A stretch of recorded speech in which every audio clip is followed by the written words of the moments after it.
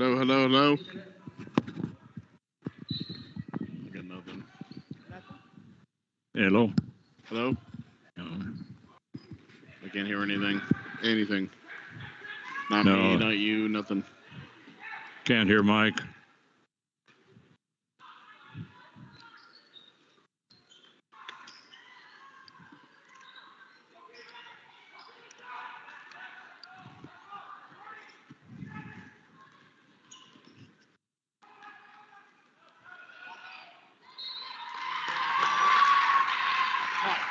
Talking. Okay, I hear something. I hear me. Yeah, okay. There we go. There we go.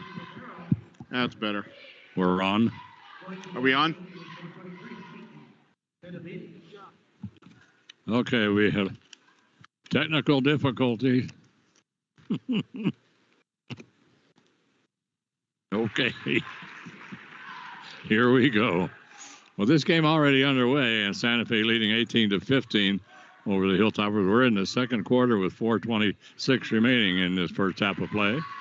And at the free throw line right there was Kiki Benavides, who just dropped in the free throw. But anyway, we'll try to bring you up to date. This is Gene Mortensen with Mike Mays, and it's our pleasure to bring you this ball game, the opening game of the Capital City Tournament, the opening round of the Capital City Tournament, and to be the Los Alamos High School Hilltoppers and the Santa Fe High School Lady Demons. So, Mike, here we go underway, and right now the score is 19-15 in favor of Santa Fe, but got a nice move to the basket that time by Gigi Romero, but she couldn't finish as a loose ball picked up over in the corner. Three-point shot on the way by Gigi, and that's good. Well, let me see. They're going to call that one a 2. They're going to call that a 2, and I thought for sure that was a 3. So Gigi right now, I have her for 8 points in the ball game. Been trying to keep track of all this while all this is going on, but anyway, right now it's a 19-17 ball game, Mike. So, and both teams really offensively getting to the basket, but finishing has been a little bit of an issue for both. But not that time for Kiki Benavides from downtown. Buries the 3. The Demons have had some good looks from the perimeter so far, Gina. They've knocked a couple of those down. Yeah, they got 5 3-pointers in this ball game already. Los Alamos has 1. That was by Carrie Holland early on in the first quarter. But it's the 22-17 right now. Hilltoppers will bring it over to Michelle Macias over in the corner. Skip pass comes across out on top to Carly Holland. Holland, who started off the scoring with a 2 and a 3 for Los Alamos. A shot on the baseline, that one off. And that by Emma Raven. Rebound comes down to the Jaguars. Another 3-pointer on the way. And they can that one. Wow.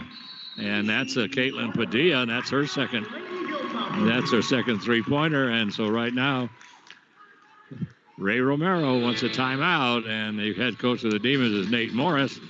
And quickly, Mike, the Hilltoppers coming into the ball game were 2-0. They just came off a victory against St. Michael's and then went down to Valley, defeated Valley down there, and the Demons are 1-0 on the season.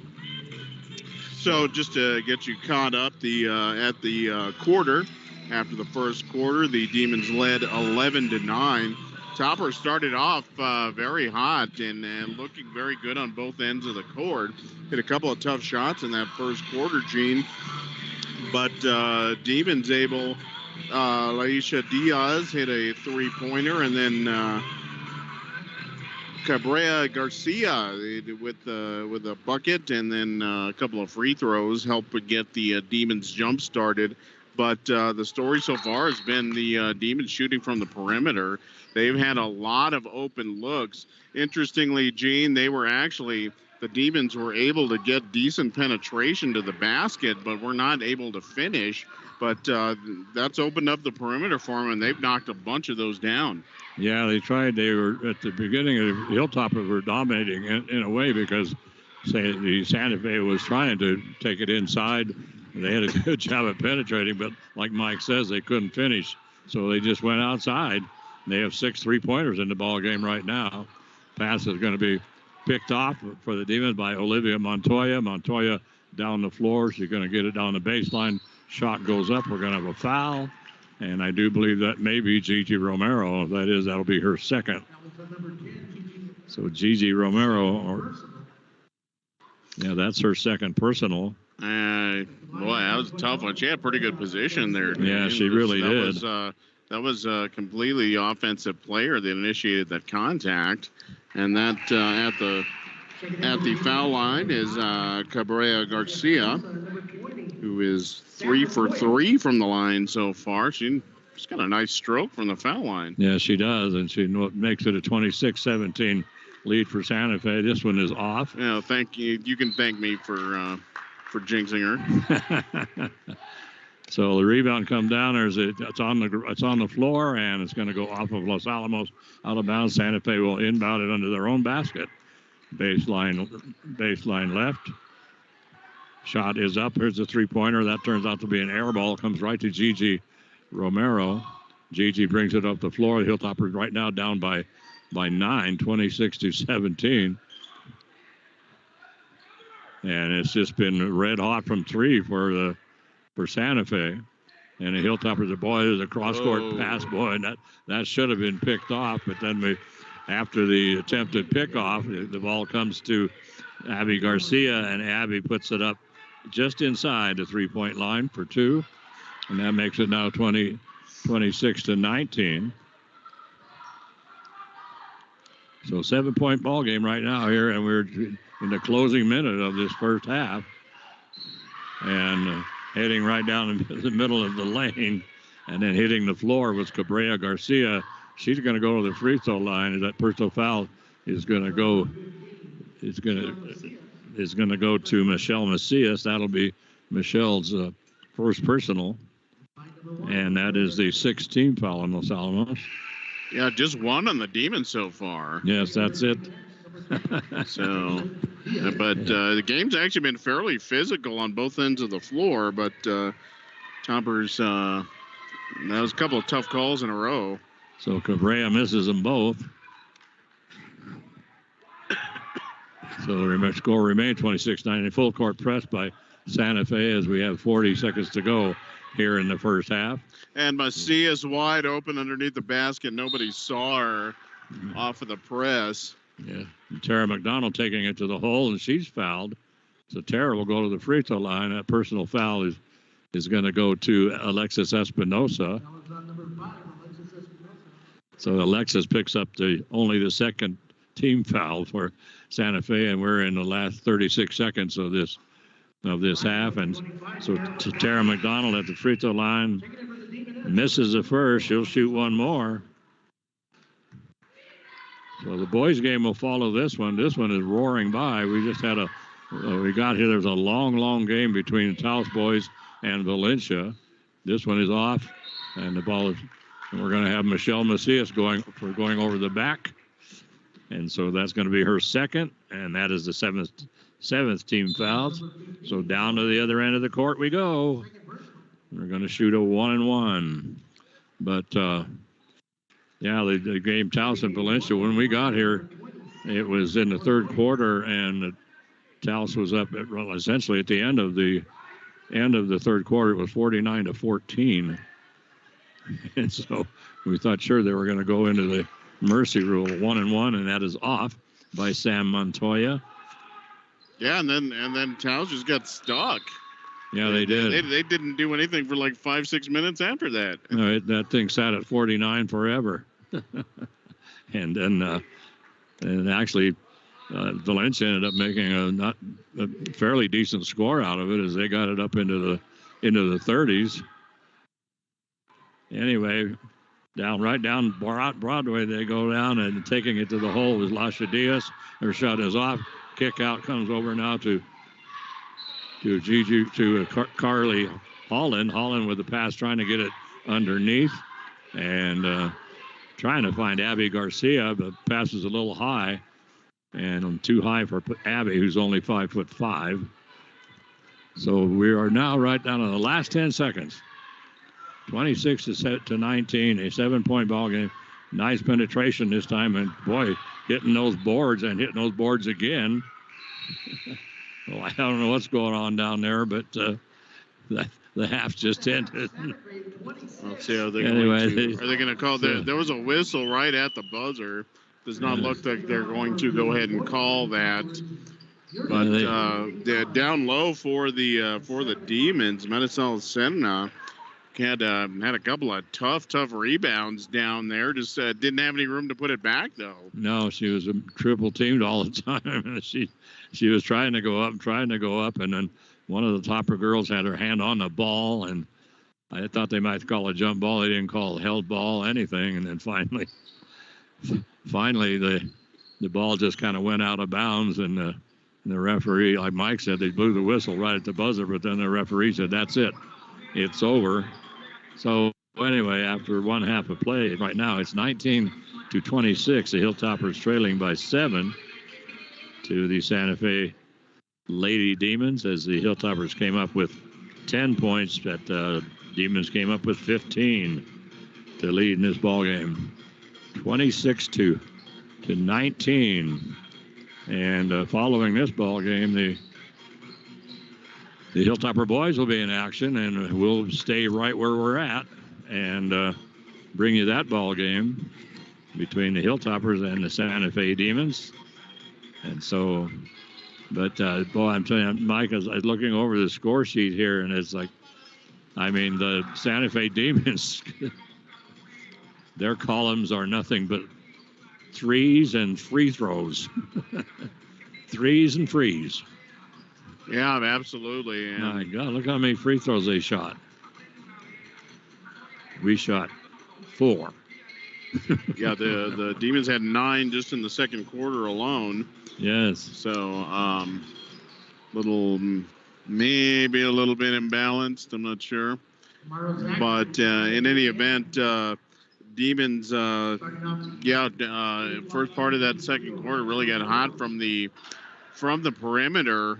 Cordova had a 3, Padilla had a 3, Kiki Benavides had a 3, and so did Diaz. And really good look, and really unfortunately for the Toppers, none of those 3-pointers, I mean, they really weren't challenged. Those were wide open threes. So they had excellent looks for them. For the Toppers, Gigi Romero, nice second quarter there. Gigi did pick up a couple of fouls, though, so going to keep her eye on that. And then Carly Holland, actually, the 5'6" junior, got hot. She had 5 points in that first quarter and had another bucket in the second. So she's got 7 points for the ball game. Her and Gigi, who has 8 points, that's been most of the Topper offense so far. Yeah, it's but yeah, Mike was pointing out, looking at I mean, it's just been, well, they called 18 fouls on Los Alamos, I believe it was, and 2 on Santa Fe, but we're not getting hometown. It's just that, so anyway, we have, anyway, have somebody talking over to Mike over here about happy birthday. But anyway, yeah, they came on, and so Hilltopper started things off in a hurry as Hilltopper ran out to a 7-0 lead right off the bat behind a shooting of Gigi Romero and Carrie Holland. Holland had a 2 and a 3 to start things off right away. Hilltoppers put 7 points on the board, and then at that point they kind of slowed up, and then the Demons put up 11 unanswered points after that, made it 11-7, and then they just been kind of trading back and forth ever since. But right now it's a 7-point lead for the Demons. And Mike, did you go over the scoring? Did you? Yeah, I went over a little bit for Los Alamos for the Demons. Real quick, Diaz had a couple of 3-pointers. She ended up with 6 points, and she leads the Demons right now. The Demons had a lot of people get in the scoring column. Macy Cordova had 5, and as well as Cabrera Garcia, she ended up with 5 points as well, and Kiki Benavides with 4. She had a big 3-pointer late in that second quarter. So good ball distribution by the Demons. What as we alluded to this a little bit earlier, Gene. First part of the game, the Demons were really attacking the topper basket. They were going inside, driving inside, mostly from right around the top of the key, and they were able to get right to the basket, but were not able to finish a ton of those shots. What that did, the Toppers actually kind of caved their defense a little bit in toward the lane, and that really, really opened up the perimeter, especially in that second quarter. For the Toppers, Toppers haven't attempted a ton of long shots. We just did have the one three-pointer, and that was by Carly Holland, and that was about midway through the first quarter, and that's been about it. There's been there was actually, I'm sorry, there was one that was appeared to be a three, but I think it was from Martinez, and her big toe was on the line. So unfortunate. It looked like a three from here, but it was pretty close to the line. So it's possible she got a piece of the line. But in any event, the Toppers have not taken a ton of shots from long range. They have. They've been taking a couple of mid-range jumpers that have been off. The penetration has been a little. It has not been like it has been for Santa Fe. It's been a little bit harder to come by. But so the Toppers, still kind of looking after that first quarter, or that first half rather, still kind of looking to establish a good offensive flow. We saw that in spurts, I think, Gene, but it just didn't come together, I think, as well as Ray Romero might have wanted it to. No, it certainly didn't, because they, as we pointed out, big difference in the free throw shooting. The Hilltoppers shot 4; they were 2 for 4, and the Demons were actually, they were 5 for 11. I have here, so they shot 9 free throws in the second quarter, made 3 of them. So anyway, that's they had 4 players score for Los Alamos, as Mike was pointing out, and we ended up with 8 field goals. 2 of those, or 1 of those, was a 3-pointer early on by Carrie Holland, and then we were 2 for 4 from the free throw line. That was Gigi Romero with the 2 points there, and so the score at the end of the first quarter was 11-9. The Hilltoppers were down by 2, and then they were outscored 15-10 in the second quarter. So it's now 26-19. They were 17 fouls called on Los Alamos in that first half, and 2 on the Demons. So yeah, that's the kind of imbalance we usually see down here, but not. It hasn't. The officiating hasn't been a huge issue. No, it is not at all. There was a couple I thought might have been a little iffy, but it's been fairly good so far. So we have about a minute and a half before we're going to start the third quarter here. This game just roaring by. I tell you. Yeah. So I got a minute and a half left. Just want to take a quick moment to thank our sponsors, the Los Alamos Fire Department and the Los Alamos Police Department. And we very much appreciate your sponsorship. That's why we get to do all this cool stuff. We get to come down here to the northern pit and meet up with John. And meet up with John, go to the Al Cafe. I mean, we get to do a lot of cool stuff. Yeah, we even swung by its captain. This Capitol to see. Yeah, Capitol High. Did you see what was going on? Yeah, see what was going on over there. We heard it was a Capital City tournament. So easy mistake to make. Yeah. So. Very easy mistake to make. But if you've never been down to this gym, it is pretty cool. This is a nice gymnasium. One of the better ones up here on northern part of the state.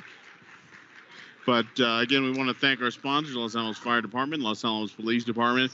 We are just so blessed in Los Alamos County to have these great first responders, and we're just thrilled to have them as our sponsors. So thank you very much, Fire Department, Police Department. Like I said, that's why we get to do all this cool stuff. And so we are just about ready to go here for the third quarter. Toppers will inbound it. That will be Lena Chavez, and she's going to throw it into Carly Holland to get this third quarter started. So Hilltoppers down by 7 as we go into quarter number 3.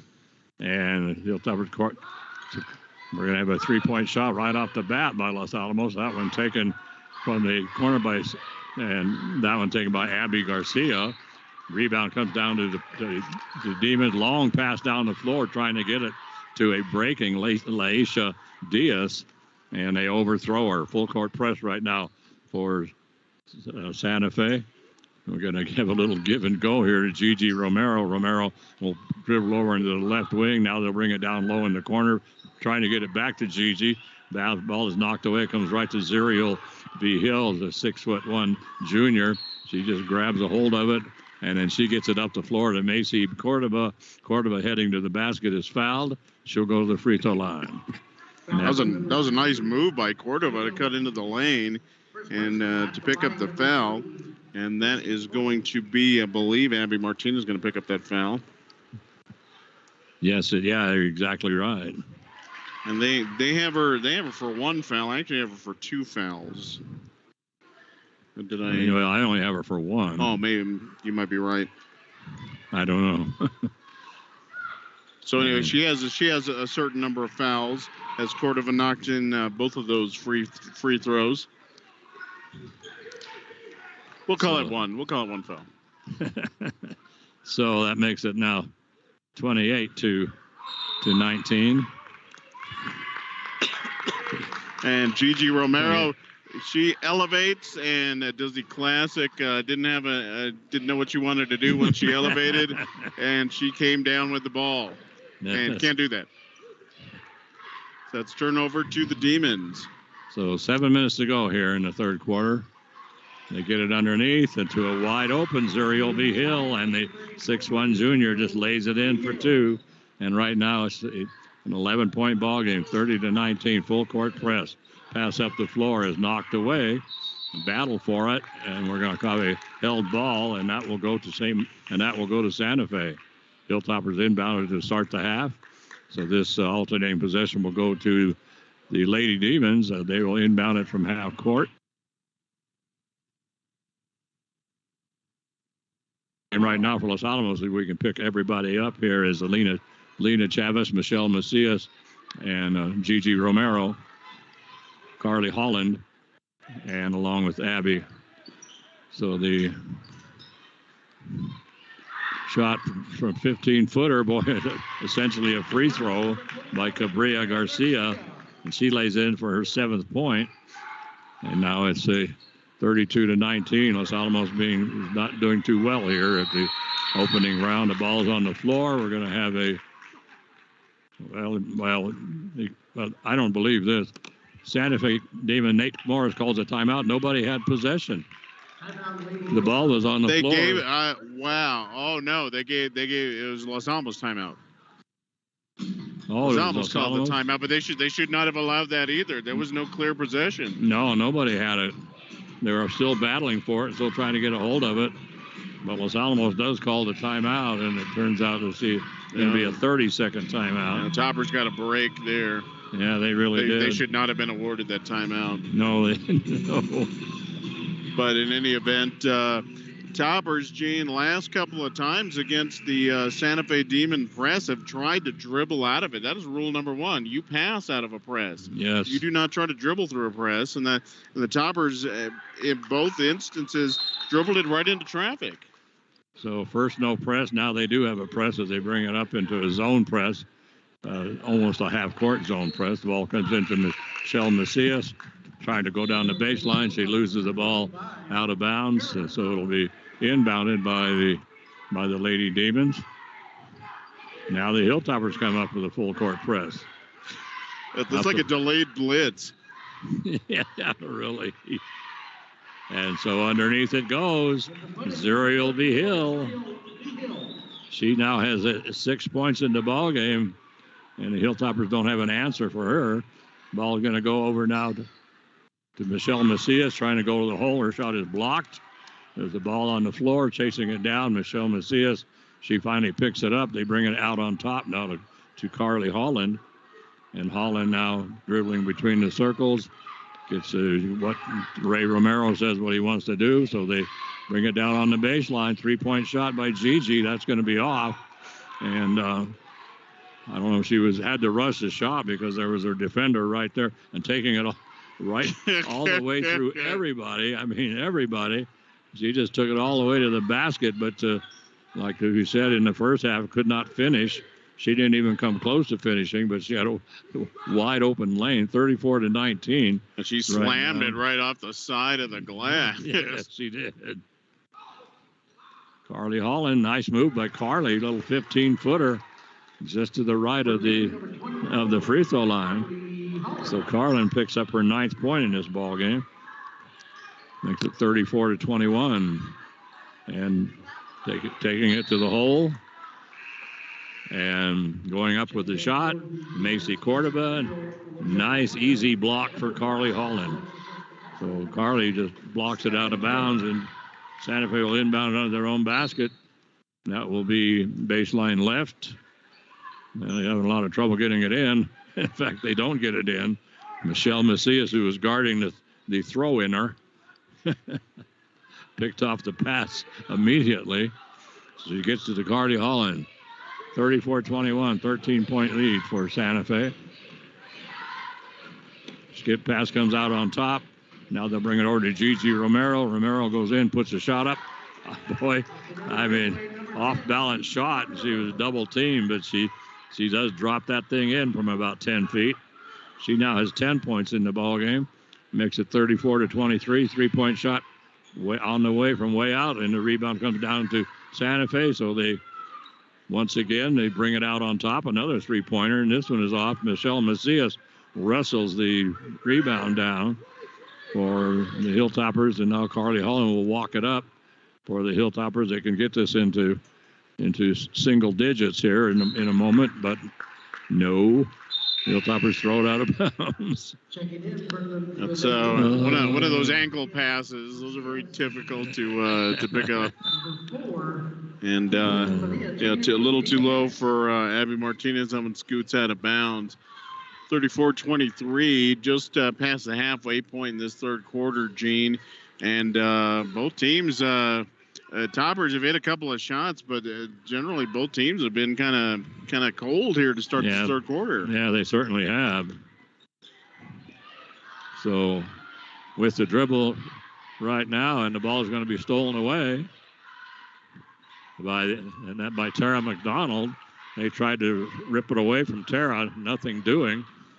That's a pretty tall order to rip it away from Tara, I guarantee you. Goes over into the corner. Gigi Romero comes out on top. Carly Holland will bring it down, and they bring it down low to Tara. Tara with a little turnaround sky hook. That's off. Rebound comes down to the Hilltoppers, and we should have had a reach-in foul here. Did we get one? Yes, we did. Yeah, I believe we did. And that foul, that went to Sam Montoya, and that's the first personal. That's only the third team foul of the game, first of this half.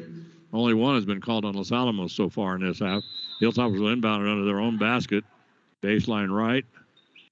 They bring it out to Tara McDonald all the way out on top. Now they swing it around the perimeter in the corner. 3-point shot by Carrie Holland is off. Rebound comes down to it's on the floor. Hilltoppers, Gigi Romero steals it away. Flips it out over. And now Gigi going down the baseline as she had flipped it out to Dalen Rodriguez, whose shot was off on rebound. Hilltoppers got the rebound over to Gigi. Came down the baseline. She was fouled. And that personal foul goes to Caitlin Padilla. That is Caitlin's first personal, second team foul. And Gigi Romero at the free throw line, 10 points in the ball game. And she's 2 for 2 from the line, making 3 for 3. So she will shoot one more. And she can bring this into single digits. All right. So Gigi with 2:50 remaining here in the third quarter. Gigi's second shot is off. Gets her own rebound. Goes up. Puts it up. Off. Starts to go up again. She's fouled again. So the free throw hit the front of the rim, came over to the left side. Gigi ran over and got it, and then put it back up. Missed it. Got her own rebound.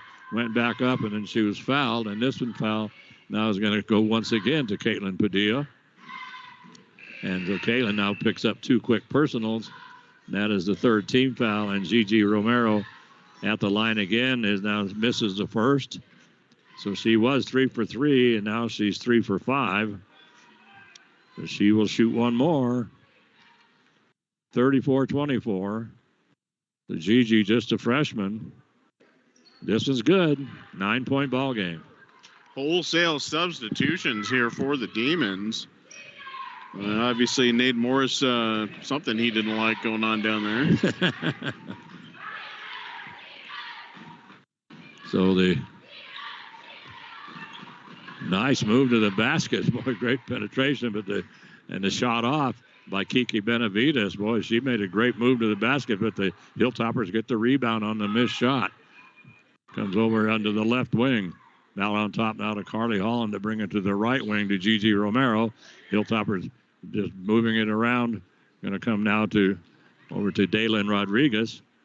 Daylin gets it over now to Gigi Romero. So all I'm doing right now is just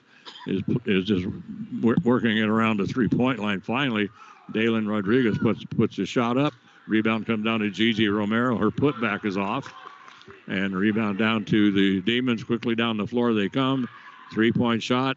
And this one is on. So they've been pretty cold here in this quarter after they were just ripping it up in that second quarter, especially as they ended up with 4 3-pointers in that quarter. And a good look there from just right at the top of the key there by Laisha Diaz. A really wide open shot. So that's 2 straight times down the floor. Demons had golden opportunities and weren't able to finish. So Daylin Rodriguez dribbles into a double team, gets out of it. They bring it over now back to Daylin. Daylin will get it to Sophia Trujillo. Skip pass across. Oh, it was tipped on the way by Laisha Diaz of Santa Fe. And then that just tipped it enough where Kenya Macias could not get to it.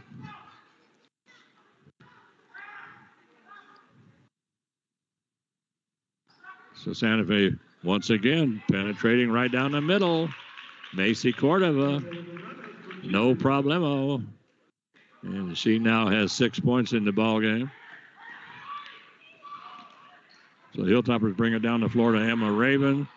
Raven gets away with a walk as she hands the ball now to Sophia Trujillo. Kept waiting for him to blow the whistle. They never did. No, they didn't. 3-point shot by the Hilltoppers from the, boy, nice looking left-handed shot that time for the Hilltoppers. And I think that was Alyssa Garcia, was it not? Yeah, it was Alyssa Garcia, yes. And so she picks up the 3. That's only the second 3 of the ball game for Los Alamos. But the Hilltoppers now close it to an 8-point ball game, 36-28. Trying to penetrate down the baseline is Santa Fe is Macy Cordova, and the ball knocked out of bounds by the Hilltoppers. And so they they put up essentially the picket fence on the inbound on the throw in from under the basket. And then behind the picket fence, they had that time Laisha Diaz. It was a 3-point shot, and then she practically canned that.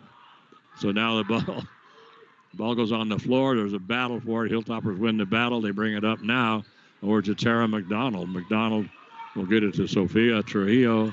We have under 10 seconds to go here in this quarter. The shot is up at the 3-point shot at the buzzer, and another one, and this is going to end the quarter. So 28-36, the Hilltoppers down right now as the Hilltoppers came up with 9 points in that quarter, and the Demons came up with 10. So, anyway, so that makes the score right now 36-28 after 28-36. Yes. Okay. Yep. So the Toppers able to get this, like you said, Gene, able to get this down into single digits, but shooting a little bit suspect there in that third quarter. They had the three-pointer from Melissa Garcia. That's a beautiful three-pointer, by the way, for Garcia, and that was just their second three-pointer of the game, as you said. And then a bucket by Romero, a bucket by Carly Holland. That was just about it. A couple of free throws also from Romero. But the Demons implementing full court pressure. Toppers had some trouble with that. And then, unfortunately, on the other end, though, not able to convert a couple of open shots. And then, Gigi Romero able to get to the free throw line. That one rebound she got when she was on the floor, I have no idea how that got to her.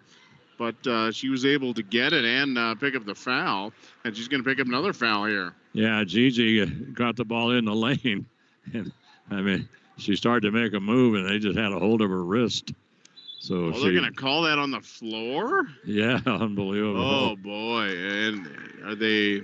Well, they're going to change this or what? I thought they were going to. No, they're keeping that on the floor, and she had started her shooting cycle. I disagree with this call. Yeah, she had. So anyway, the pass comes inside to Michelle Macias. She gets it to inside, boy, and a nice little power move to the basket that time, and so Gigi Romero at the free throw line, and she grabbed that ball and just powered her way in. So she'll attempt to complete the three-point play, and she can cut this to a 5-point ball game.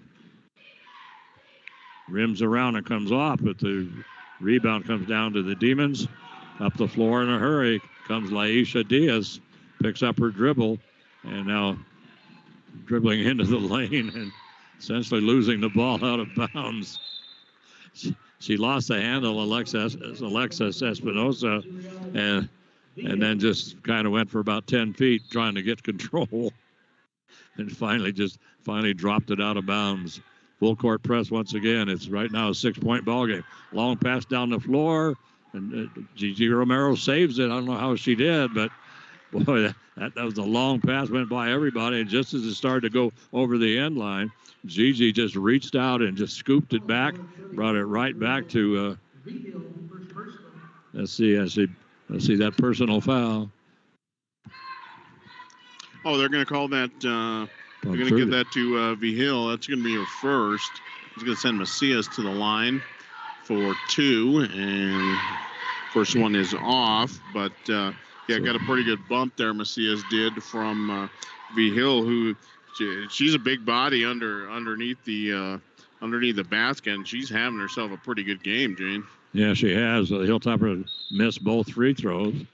A bummer. Now on the rebound, we're going to have a personal foul. That might go to Gigi Romero, and that it does, and so that's going to be Gigi's third personal. That is the second team foul of the half. Nobody in any real foul trouble here. Gigi with 3. She's the only one with 3, I think. Yeah, she's it. So dribbling over in the right wing and picking up her dribble to get it underneath, and should have a walking violation, and we do. As trying to get open for the shot was Cabrera Garcia, and so she just decided that she would go wherever she had to go to get open. So Hilltopper's working against that press once again. They're going to bounce it up now to Gigi Romero. Dribbles it off her foot, but the ball just goes right smack to Abby, and so Garcia will bring it over out on top. They try to pass it in once again to Gigi Romero. This one is picked off. Flash break coming down the floor, and just rushing the shot up was Cabrera Garcia, but she's going to be fouled from behind, and that personal foul will go to, that looks like it's 24, Carly Holland. That's only her first. That's only the third team foul, but it is a shooting foul, and that'll put Cabrera Garcia on the free throw line. Has seven points in the ball game.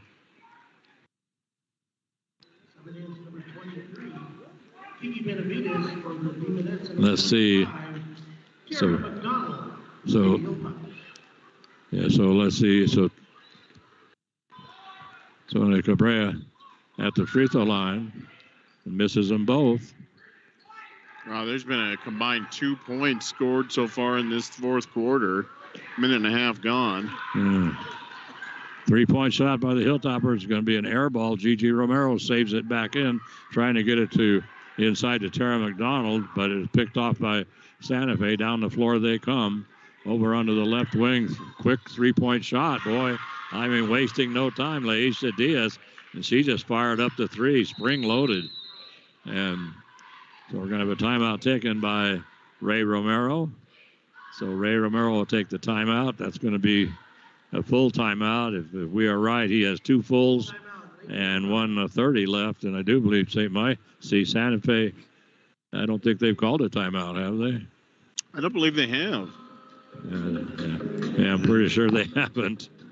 Well, Nate Morris over there checking. There was an old Los Alamos basketball coach who never used a timeout ever, but every time there was a stoppage, went over and asked how many timeouts he had. Yeah, you have 5 timeouts from the previous game, coach. You don't need to. You don't need to ask. I know. I thought what they should have done was brought a sign with a big 5 on it, and that way they could just hold it up. He wouldn't have to run all the way over to the table. It would have been a lot easier. Hold up the 5, and that's it. So anyway, it's 38-30. Hilltoppers down by 8, so they have the opportunity to get back into this ball game. They just kind of let Santa Fe. At Santa Fe second quarter, they just kind of went kind of crazy with the 3-pointers, and that of course added to this lead. But a full court press now by Santa Fe. Gene, Diaz, was she given a 2 instead of a 3? Because it was 36, now it's 38. She must have been a 2. That was clearly a 3. That wasn't even close. Absolutely was a. But the officials saw it otherwise. Yeah, and she was definitely outside the 3-point line. So the Hilltoppers with 5:45 to go need to get something going here, and they're just passing it around the perimeter, working against this zone. Bring it in now to bring it inside to Gigi Romero. So they can bring it back out on top. Carly Holland starts to go with the 3, decides to change her mind. Tara McDonald with a great pass across the baseline. And now Carly Holland gets it. She puts a shot up and in. And that one from about 15 feet out over onto the right side. So Carly Holland picks up her 11th point of the ball game. And it's a 6-point ball game. So the Hilltoppers back in this ball game right now, but now penetrating down and just throwing the shot up, but right there to get the rebound, the big girl. Finally, Zerial Hill puts it up, and it's off, but the rebound finally comes down to the Hilltoppers. They can cut this to a 4-point ball game. Over in the corner, underneath it goes to Gigi. Gigi in all kinds of traffic, 3-point shot. This is off. High in the air to get the rebound. Laisha Diaz, only 5'5", but they come down in a hurry. Diaz coming down the baseline is going to dish it off. Pass comes out on top, 3-point shot. This one is long rebound. Is going to come down to Gigi Romero. That shot by Macy Cordova, and then across the timeline comes Carly Holland for Los Alamos. Skip pass across to Dalen Rodriguez. Let me correct it. That was Michelle Macias. I'm surprised that got by her. Michelle can get she gets off the ground pretty well. But still a 6-point ball game, 38-32, 4 minutes to go here in this fourth quarter. And Santa Fe now in a weave. So now they bring it down into the corner. So I don't know if we're going into Lenny Roybal basketball or what at this point, but they bring it inside. Nope. Aisha Diaz goes up, puts the shot up. It is off. Rebound down to the Hilltoppers. Carly Holland coming up the floor in a hurry for Los Alamos. Across the timeline, she picks up her dribble, gets away with a walk, by the way. Comes back to Carly. Underneath, it goes to Gigi Romero. She's going to put the shot up. I think it was partially blocked. Carly Holland puts up the three. That one rims around and comes off. Boy, great rebound that time for Los Alamos. As getting in there as Kenya is a see, that was Tara McDonald. Boy, I mean she just got into traffic and she just went up. She's a 5'10" junior, but boy, she is a strong girl and a great soccer player. But Tara will go to the free throw line, and Tara has no points in the ball game, and this is her third trip to the free throw line. And this was a one and one, so that's off. Rebound comes down to Santa Fe, and they get it inside, right under the basket. Macy Cordova. All she has to do is just turn around, lay it over the front of the rim. Now it's back to an 8-point ball game. There's a steal, and they're going to bring it to Laisha Diaz. She goes down the lane on the right side, and we're going to have a personal foul. I think that's going to go to Carly Holland. Let's see, and that is the case. And that was a foul Holland needed to commit.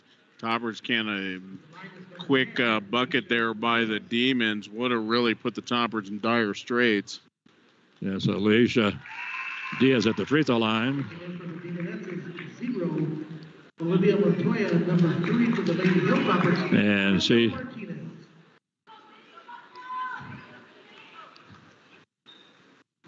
so she cans them both. So she now has 10 points in the ball game. And once again, it's a full court press as we're back to a 10-point lead for the Lady Demons. Long pass up the floor, comes to Tara McDonald. It is almost picked off, but then it's stolen away by Carly Holland. Holland comes up the floor, starts to go to the hole, decides against it, and the dribbles back out to the top of the key. 3-point shot from the top of the key. That's good. Wow. Carly Holland, nice looking shot. Wow. And she right now has 14 points in this ball game. Oh, we're going to have a ticky-tack foul called on Tara McDonald. Wow. Give me a break on that one. She went to try to, so there was a pass underneath, and she went for it. She got her hand on the ball. She absolutely did not touch anybody else or anything else. That is the second on Tara. So on the baseline, it was up, and Santa Fe getting great inside position against the Hilltoppers, and that was Cabrera Garcia, and Cabrera is going to be fouled, and that personal foul will go to Gigi. That's her fourth. So Gigi Romero picks up her fourth. That is the sixth team foul, and there are 17 fouls right now on the Demons. Shot at the line is Cabrera Garcia, and she misses the first. She hit her first three from the line. Those are beautiful free throws, and she's gone ice cold from there since. Yeah, she's missed 5 in a row since then. So canned the first 3, and she's missed the next 5. And so that one also missed. So she's missed 6 in a row now. Gigi Romero playing with 4 personal fouls, but we're in a 2:15 to go. Hilltoppers working around the top of the key and not doing anything at the moment. They get it to Gigi Romero. We're going to have a foul away from the ball on Macias. So Kenya Macias picks up the personal. That's her third. And that will. Well, the Michelle Macias, picks up the personal. That's her third. That is the 7th team foul, or the 8th, but it's a team control foul, as they call it, but they used to call the old player control, and now shot Marisol Cerna, and picks up her first 2 points of the ball game. It's an 11-point lead right now, and we're down to a minute and a half to go. Hilltoppers take it down, put it up from the left side. That is Michelle Macias, or Tara McDonald. And McDonald goes in, puts it up, gets her own rebound, puts it. Oh, that was Michelle? Okay. Anyway, Michelle gets her own rebound and puts it in. I only have her for 2 points. Is that right? I believe that's correct, yes. Yeah. She's had a couple of looks, has not gotten the roll on those, though. So the Hilltoppers have put up 9 points in this quarter, and the Demons have put up 8. So the Hilltoppers have got that lead down to 7. You just got to chip away. That is the key. Just chip away at the lead. If we had 8 more quarters, we'd. Yeah. So anyway, I want to remind everybody that immediately following this ball game, and they don't give them much time to warm up because these tournaments, they tend to constantly run way behind, and the boys are supposed to play at 7, though. I think we may be fairly close to that. Yes, 6:40. Yeah, and we're having really short turnaround. The turnaround between the Taos Valencia boys game, this one I think was like 5-6 minutes. Well, they actually put up 10 to start with, and then they kept dinking around with it. And yeah, that might have been accidental, but it was a very, very quick turnaround. Yeah, it really I was. think that caught both teams a little bit off guard. Yeah, neither team was ready to go. So up the floor come the Demons. They pass it over onto the left wing, and Olivia Montoya, the 5'4" junior, has just checked into the ball game. That's the first time we've seen her in the ball game for Santa Fe. Nice move down the baseline, but cut off, so they're going to dish it off, and now trying to penetrate down the lane was Macy Cordova. So now it looks like Santa Fe, they're in no hurry. They're in the four corners. Yes, this is Toby Roybal Gymnasium, and they're playing his brother's brand of basketball, Lenny Roybal, which is just throw the ball around until you get fouled. Yeah, and of course the coaches nowadays, I don't know, they never take advantage of the 1-and-1. And they let them run the clock down, instead of getting in there and.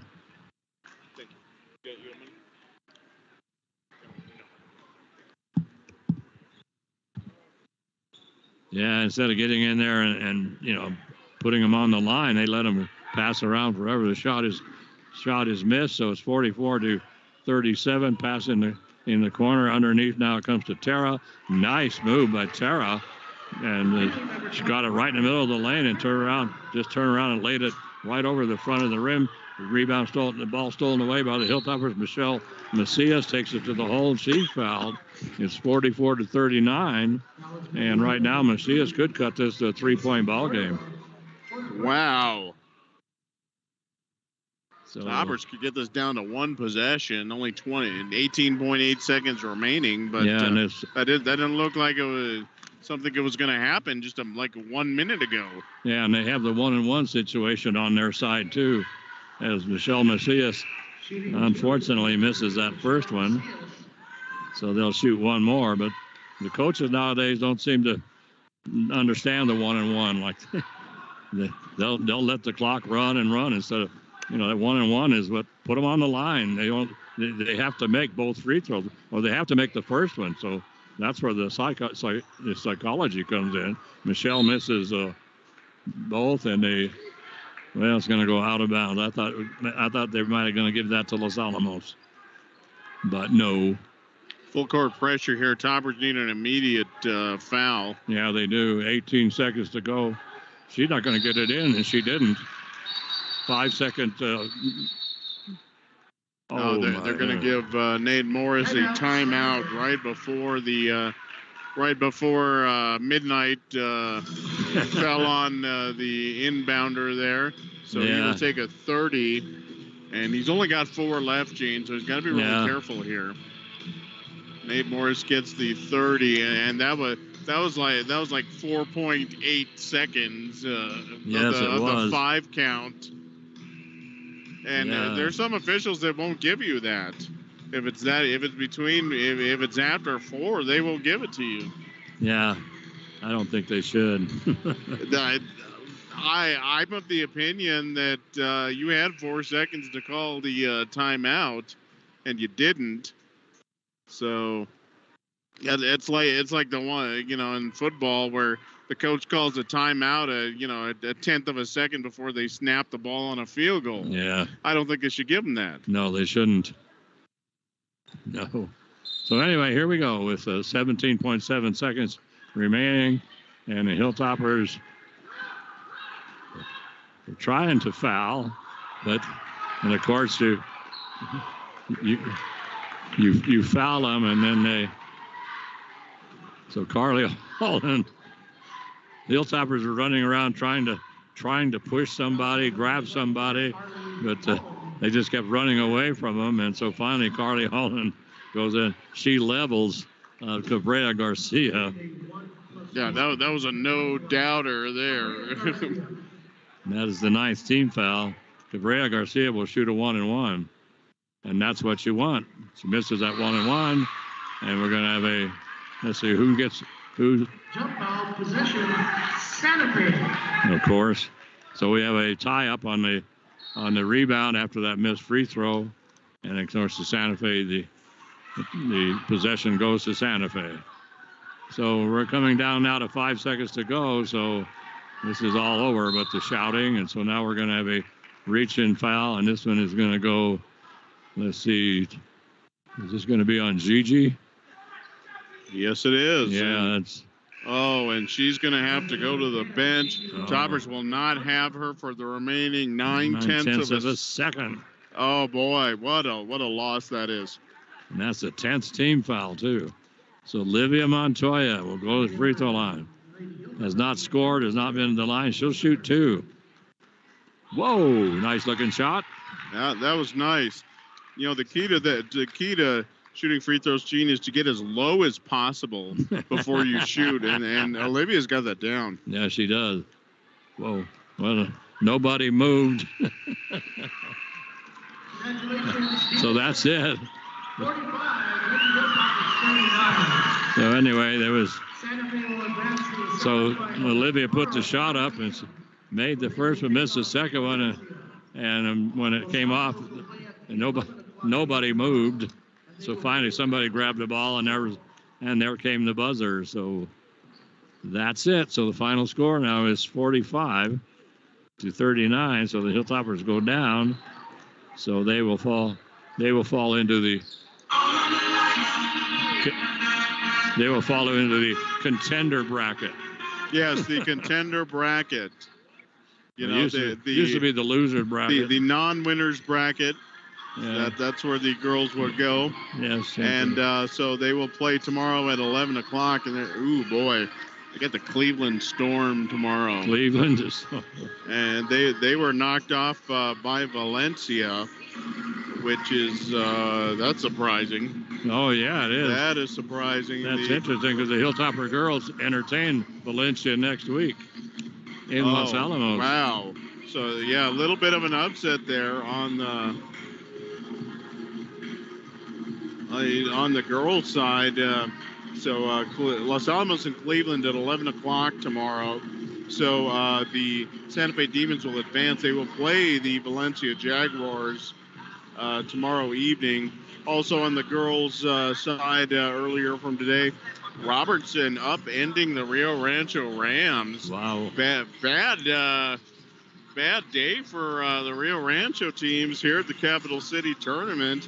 Las Vegas Robertson pulls that one out, and then the Highland Hornets knocking off the Espanola Valley Sun Devils. Is that right? Yes, they did. Wow. So Robertson and Highland will be in one semifinal, and Valencia and Santa Fe in the other one. But that's a little bit of a surprising finish as well. Sun Devils, the scouting report on them, they're going to be pretty stout this season. Who do the Toppers play tomorrow? They will play the Sioux Cleveland Storm. Oh, that's right. 11 a.m. and that will be here at Toby Roybal Gymnasium. So we got a quick turnaround here. That game's supposed to start at 7. It's actually not going to be too far off, all things considered, because we weren't looking at 7 o'clock a little while ago, Gene. But quick girls game here. So the Topper and Demon boys will face off in the nightcap here at Toby Roybal Gymnasium, and unfortunately did not. Oh, the Taos Tigers will face the winner of this contest in the boys bracket. Espanola Valley and Capital moved on in the boys bracket, so they'll be in the other semifinal. Yeah, that should be a wild one. So Sun Devils and the Jaguars. I hear they're not the best of friends. So that's what we got coming up. But Topper girls fall 45-39 here in this first round of the Capital City Invitational, played right here at Capital High School. Just kidding, we're at Santa Fe High School. And so for the Toppers in this ball game, Gigi Romero, she ended up with 14 points. She was the high point lady for the Toppers, and then a few points scattered around for everybody. Carly Holland actually, had a big contest. She actually ended up with 14 as well. So Gigi and Carly Holland both with 14. And then 3 points from Melissa Garcia and a bunch of 2s. Sylvia Trujillo, Abby Martinez, and Michelle Macias and Tara McDonald. So Gigi and Carly Holland doing the lion's share of the scoring for the Santa Fe Demons in that contest. Aisha Diaz, Macy Cordova ends up with 11 points. She is the high point player for the Santa Fe Demons. Aisha Diaz also ended up with 10 points and 6 points for Zudiel B. Hill, the girl down low. So 45-39, the Santa Fe Demon girls will move on in the championship bracket. The Toppers fall into the contender bracket. Yeah.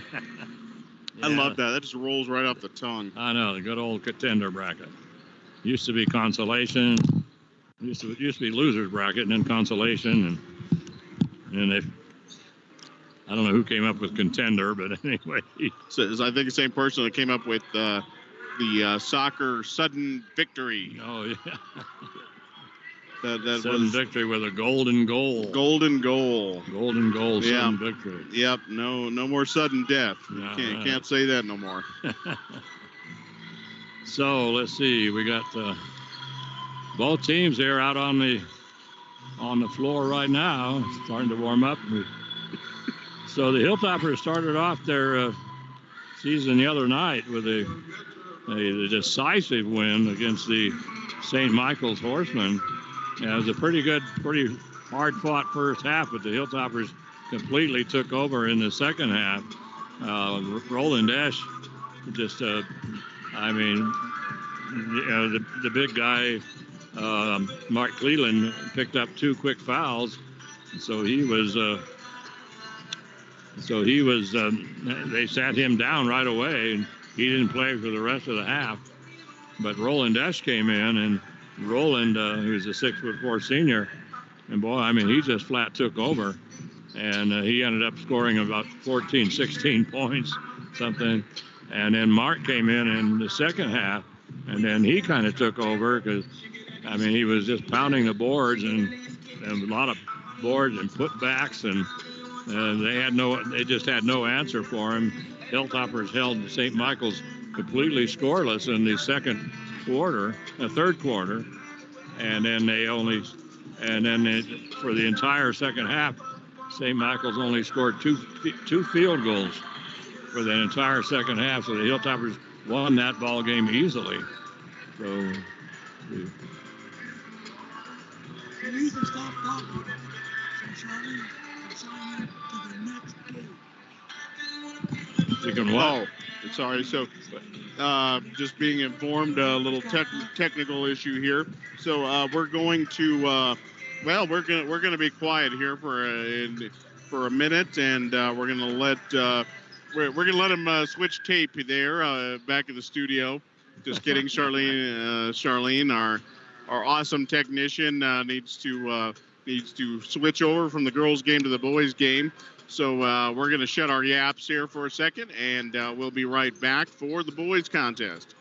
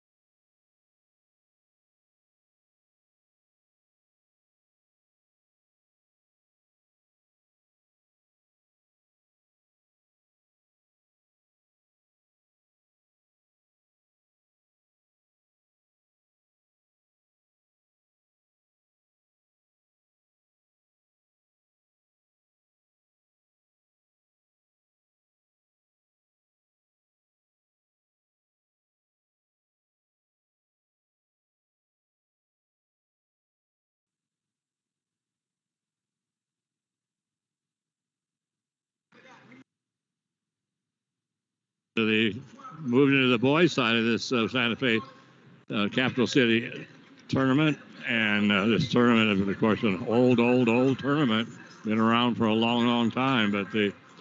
And so tonight, right now, the Hilltopper girls, who just completed a game against the Santa Fe Lady Demons, and lost that ball game and by a score of 45-39. So they'll play tomorrow at 11 o'clock against the Cleveland Storm. But right now, it's going to be the Los Alamos, the Hilltoppers, and they'll be taking on the Santa Fe Demons.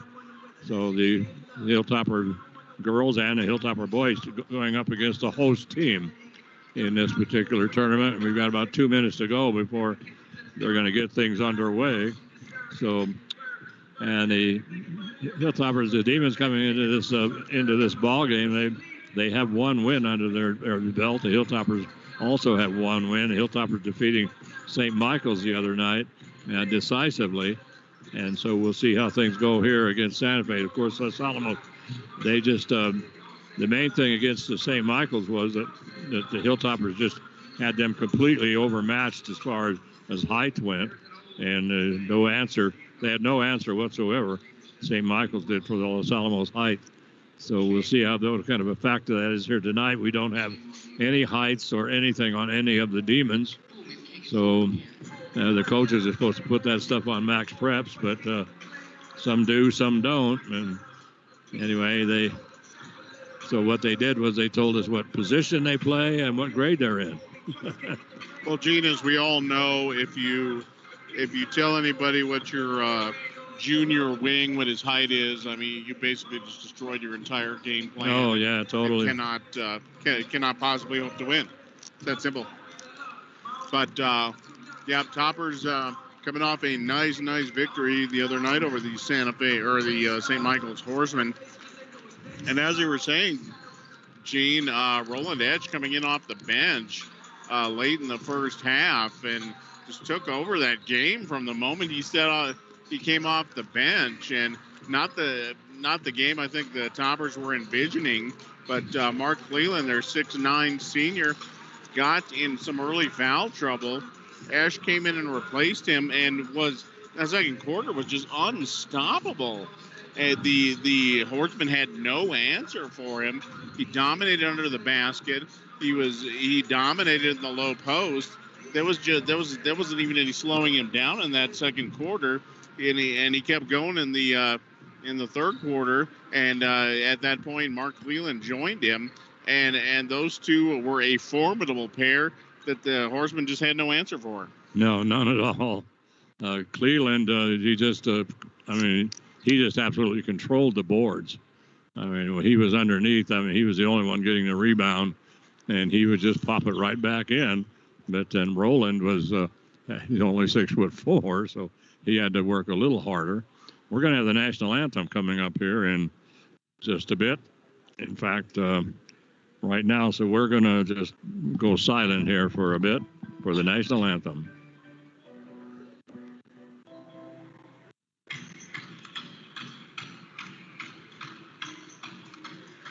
I'm not going to. Ladies and gentlemen, thank you for enduring with our technical difficulties. Welcome to the first round match of the 2021 Bobby Rodriguez Capital City Invitational. For tonight's matchup that pits the Los Alamos Hilltoppers versus the Demons of Santa Fe High. At this time, like all tennis, you've already started. Face the flag as we honor the nation with playing of the national anthem.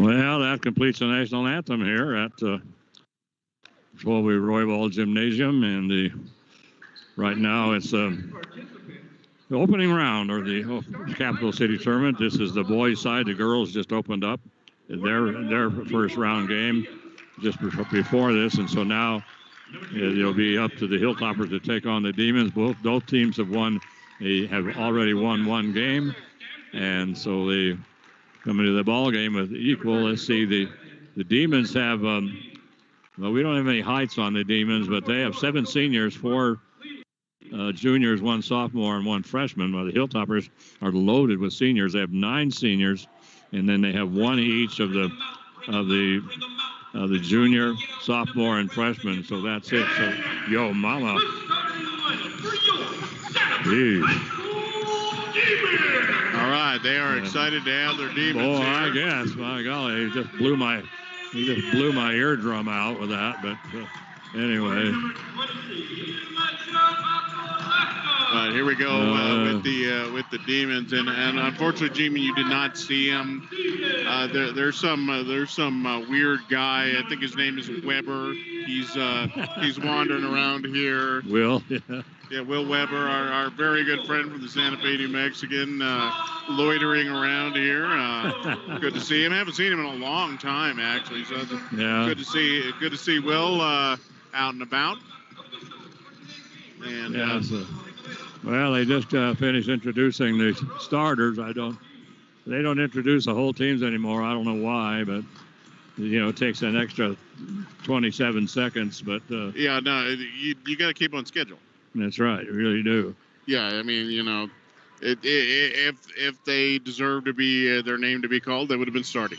So the Hilltoppers will start Mark Cleland. He'll be at the post, and also starting we'll have Nico Garcia, a sophomore, Ryan Zeke, 6'2" senior, Elijah Ortiz, a 6'1" senior, and also Wesley Stanfield, 5'11" senior. And Cleveland controls the tip and brings it back now to Ryan Zeke. Zeke will bring it over to Wesley Stanfield, top of the key. Stanfield on the dribble, and right now looks like Santa Fe is in a mixed up. I think the comes inside to Cleveland, and they front him and they knock the ball away. I couldn't tell if they were they were so mixed up on their defense. I couldn't tell if it was supposed to be a man or matchup zone or what, but everybody's out of position. But then they end up, fortunately for them, they were able to pick off that inbound pass or that entry pass right down Broadway and losing the ball out of bounds that time. And that was Diego Ortiz. Full court press by the Demons. They bring it inside to Wesley Stanfield. Stanfield will get it now to, well, they'll just back and forth they go. Kind of the old way they used to do things. Nico Garcia has the ball stolen away by Elefio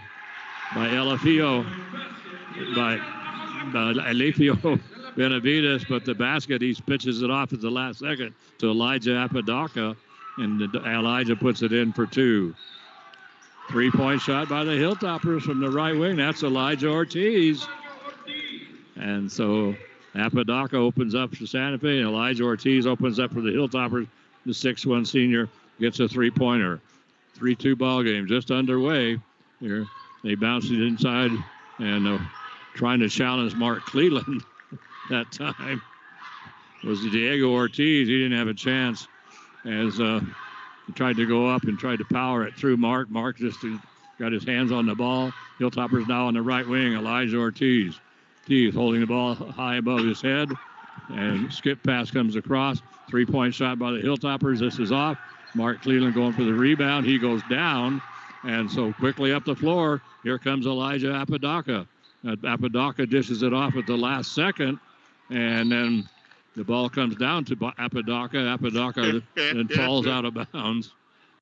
And he missed an easy shot, and he immediately did his penance of 5 push-ups right there on the baseline. Yeah, he really did. 3-point shot from the right wing. This is off. Rebound going to be, and so Mark Cleland getting involved is going to pick up his first personal. And the problem right there was that the Cleveland marked the So that's his first. That's the first team foul. The problem is, and they're going to say it was not a shooting foul, and of course it wasn't. But so the Santa Fe will inbound it under their own basket. They bring it out on top. Ball almost stolen away. They bring it in the corner. 3-point shot. That's going to be off. Elijah Ortiz going for the rebound. Can't get to it. Santa Fe's getting great inside position on the Hilltoppers. So Mark, with his even with his height, that he's letting Santa Fe get the inside. So he's going to have to just to keep them out of there. 3-point shot again. This is off. Cleveland with the rebound as he starts to pass it up the floor, knocked out of bounds by the Demons. Diego Ortiz, and so the Hilltoppers will inbound it. They bring it inside now to Nico Garcia, the sophomore. He'll bring it up against that press once again. So it's that zone press. They bring it over into Wesley Stanfield, and now over in the corner to Elijah Ortiz, and Elijah tiptoeing on the sideline. How did he stay in bounds there? I don't know how he did it. Saved it back in somehow. So Nico Garcia starts to go down the lane, and he goes down, and we're going to have a personal foul. And this one is going to go and that's going to go to Diego Ortiz. That'll be his first. And that's the first team foul. So it'll be inbounded by the Hilltoppers on the common foul under their own basket, baseline right, and they'll hand the ball to Ryan Zeke. So Ryan. And they do inbound. Oh, he got it inside to Wesley Stanfield. He got in between the double team and was able to put up a good shot, and it just wouldn't drop for him. Put a nice shot off the backboard, and he's just got robbed.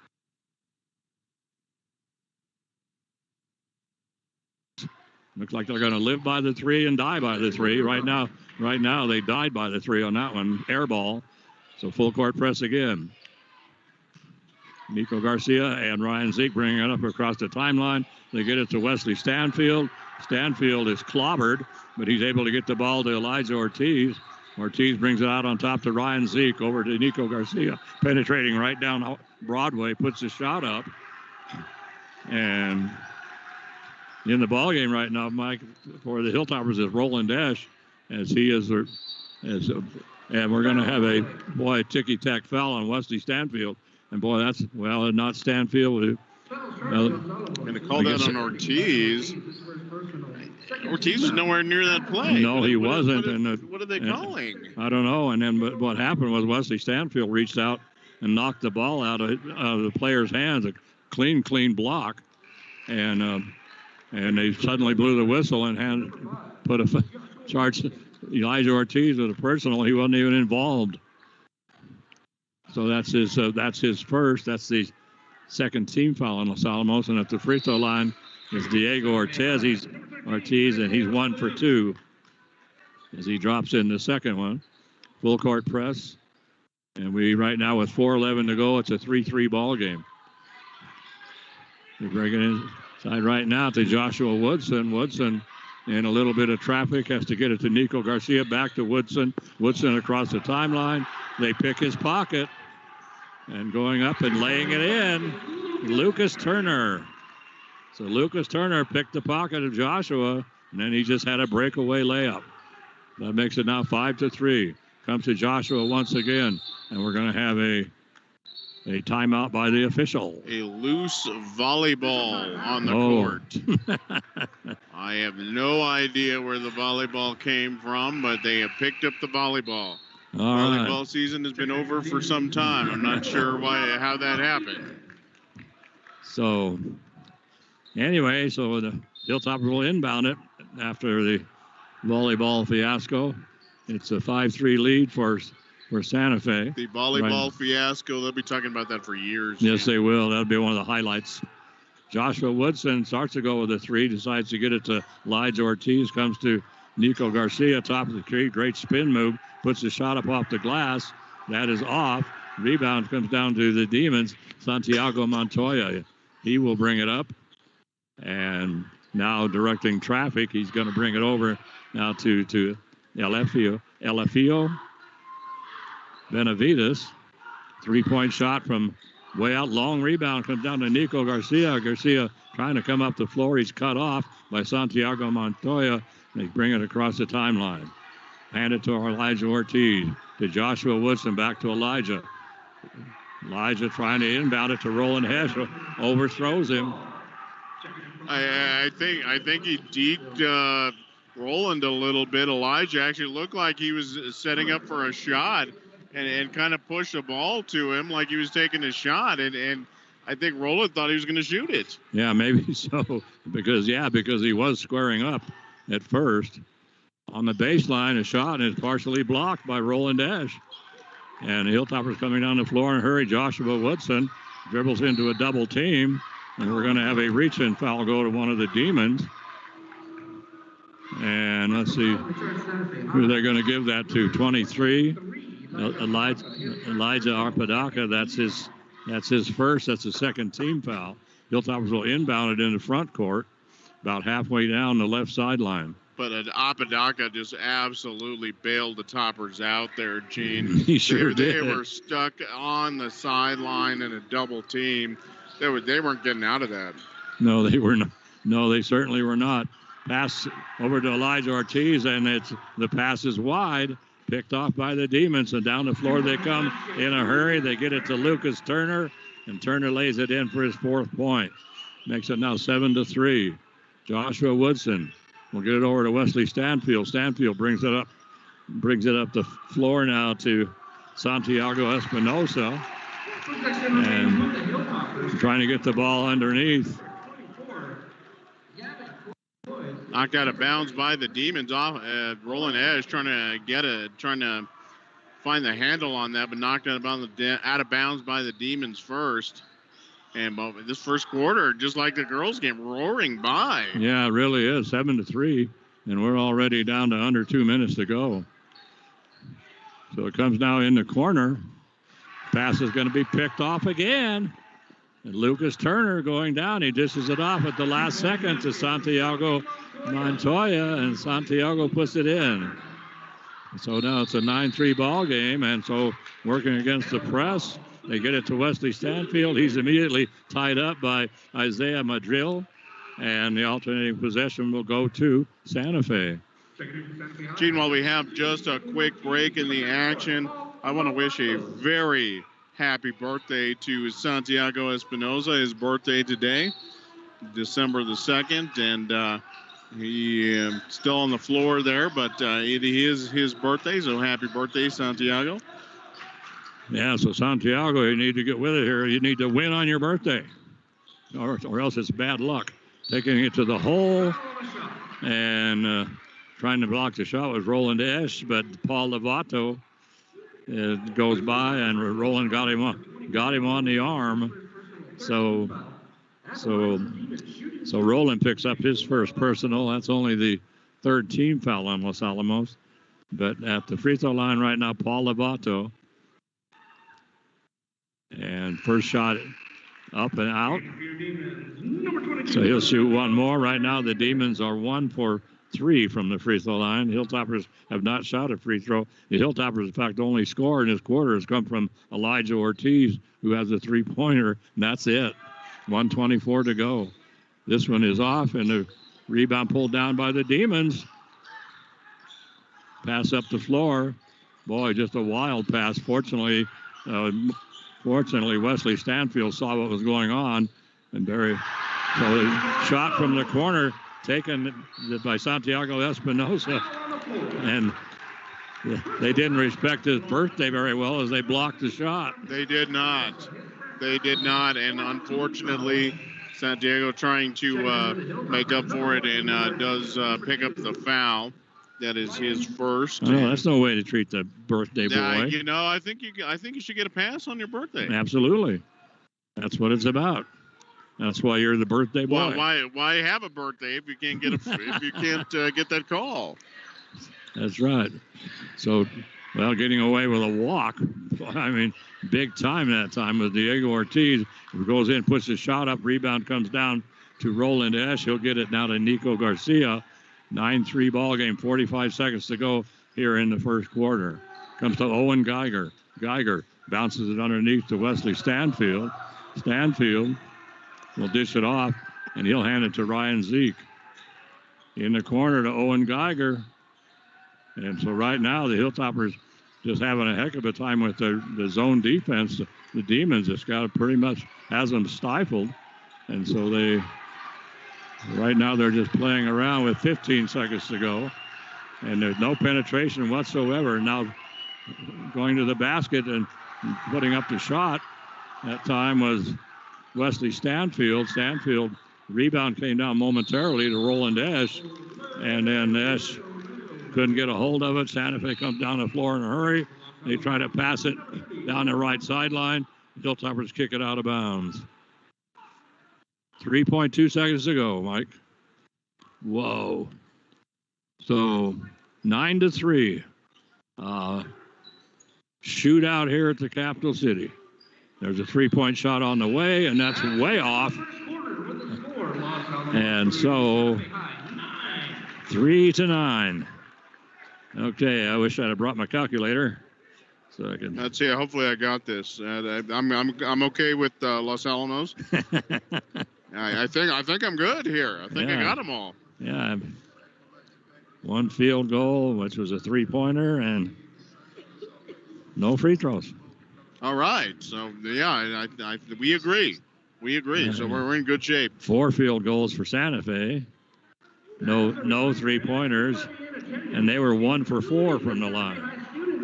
Well, the Demons, no three-pointers there, Gene. It was not for lack of trying. My golly. They especially in the early part of that quarter, they were. If you got the ball, you were in scoring range, and just could not find anything. Had a little bit more success with the penetration, but forced a bunch of turnovers there in that first quarter. Toppers really struggling against that full court press.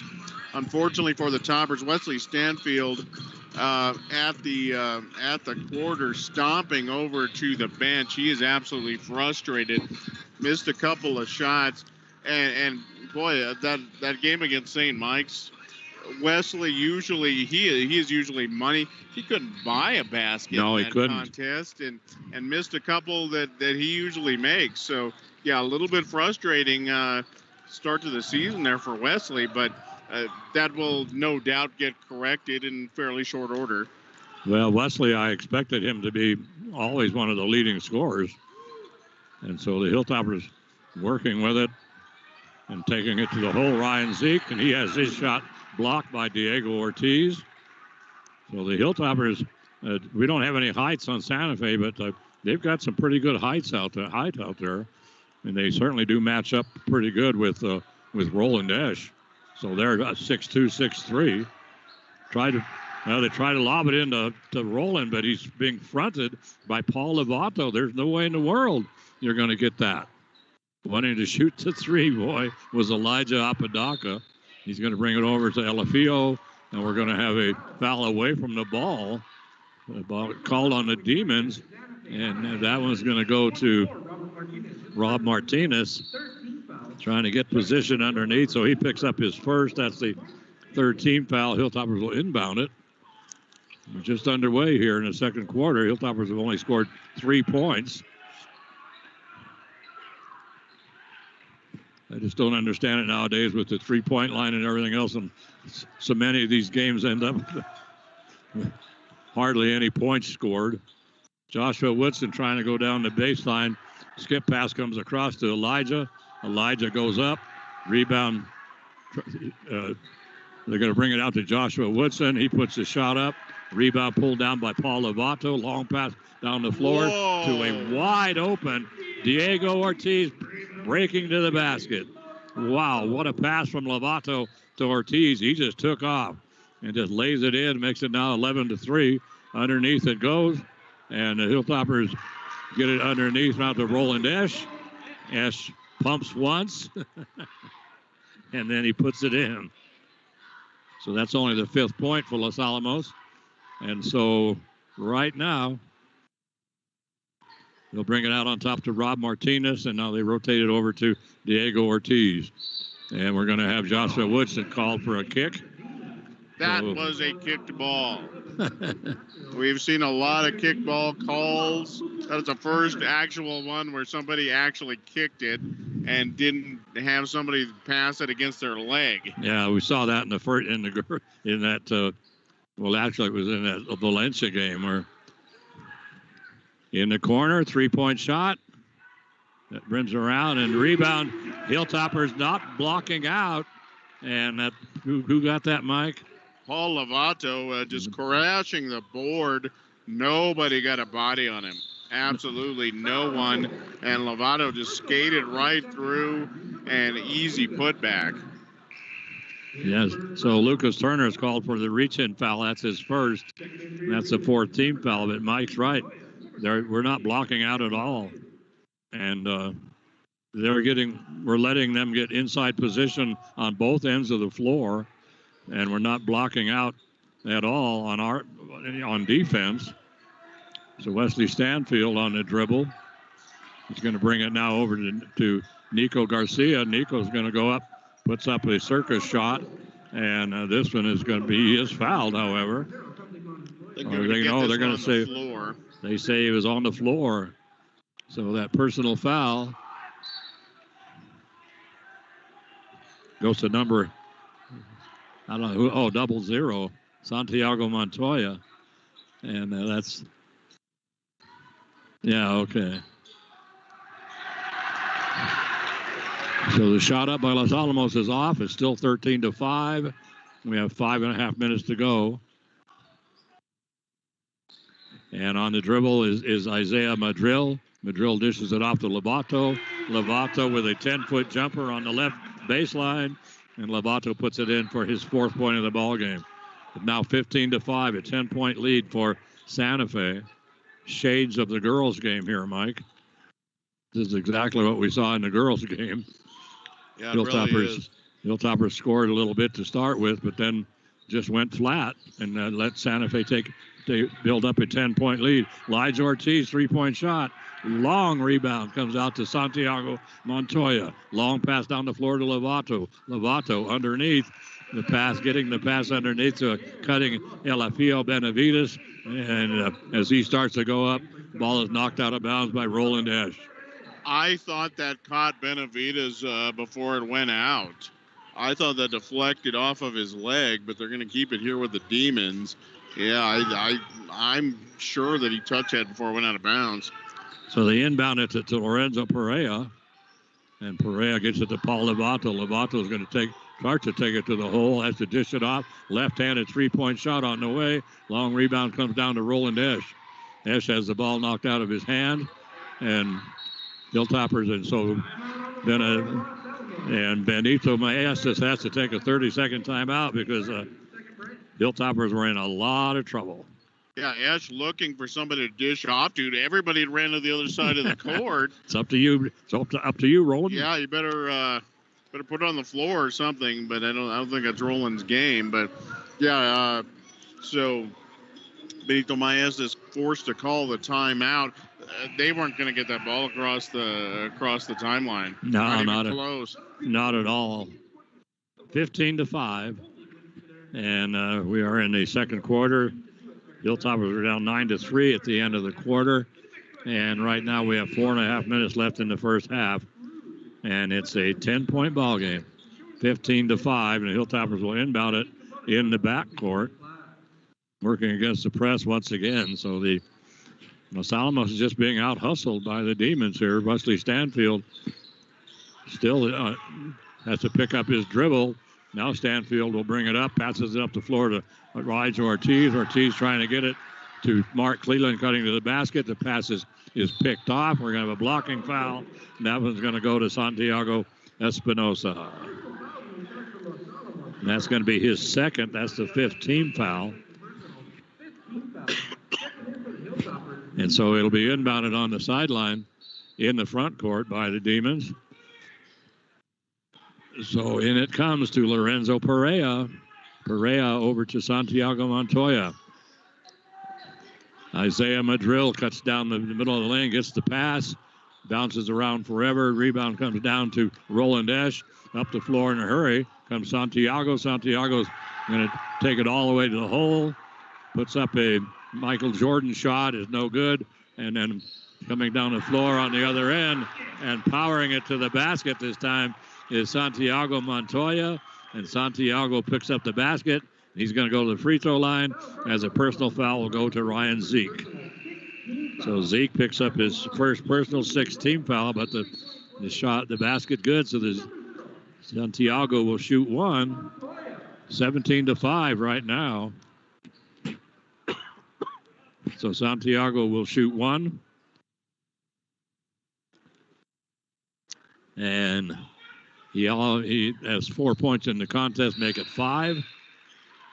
And right now, Gene, Los Alamos is just getting run off the court in transition. The Demons are playing their transition game to perfection. Yeah, they are. And, they have their cutters are doing exactly what they need to, and the passes are they are spot on from all angles of the court. So Wesley Stanfield's going to go right down Broadway. Hands it to Roland Ash. Ash goes up, and Roland is he's gonna go to the free throw line. So I don't know how in the world Wesley got that ball to Roland. He must have been like a handoff, just stuck it in his gut or something, because there wasn't much room to move around in there. Roland at the free throw line. He was there. Well, no, this is his first trip to the line. This is the first trip to the line for anybody from Los Alamos. Wow. And Roland misses the first. And the second. 3.5 minutes left in the first half. That's our first trip. Not our night. Pass picked off by Wesley Stanfield. Stanfield coming up the floor in a hurry. And Santa Fe getting back in a hurry on defense. Comes now to Ryan Zeke. Zeke on the dribble will bring it in the corner. Pass comes inside to Mark Cleland. And made the shot, but they're going to call this on the floor, I think. Yes, they are. Cleveland turned around and laid it in, but they call it on the floor. That's going to be this.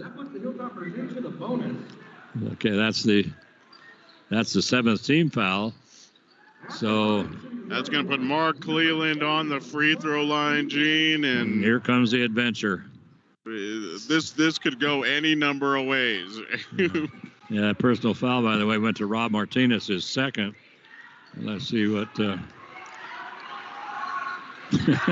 Line drive off the back of the iron. That was no good. Refuses to put any arch on the ball. So Paul Lovato underneath in all kinds of traffic. Shot taken from outside. The 3-point shot that is off. And so fight for it right on the baseline, and they're going to say it goes off of Santa Fe. It took them a while to decide that. Pass is going to be knocked out of bounds. The Hilltoppers having a lot of trouble as they're trying to get it to Gavin Coy. And the Hilltoppers having all kinds of problems against this press. Very lucky that wasn't picked off. Yeah. Oh, yeah. Wesley Stanfield gets it to Zeke. Back to Wesley. Wesley back to Gavin Coy. Coy's long pass down the floor is picked off. And they were trying to get it down the floor to 3-point shot. This was up and in and good by Elijah Apodaca. And so finally they the Demons finally drop in a 3-pointer, as Mike said, not for lack of trying. Gavin Coy gets it to Wesley Stanfield. Back to Coy, still in the backcourt. Coy dribbles into a double team.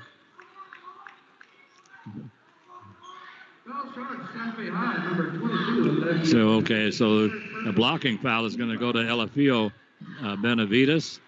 That's going to be his first, but that's the 8th team foul.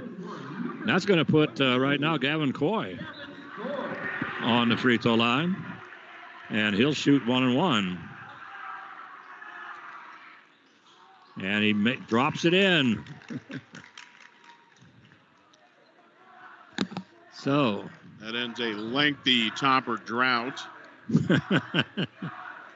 Got an early bucket from Ash, but that's got to be about 4.5 minutes since Toppers have scored. Yes, exactly.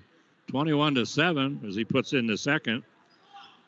No press being put on by Los Alamos. They wait in a 2-3 zone.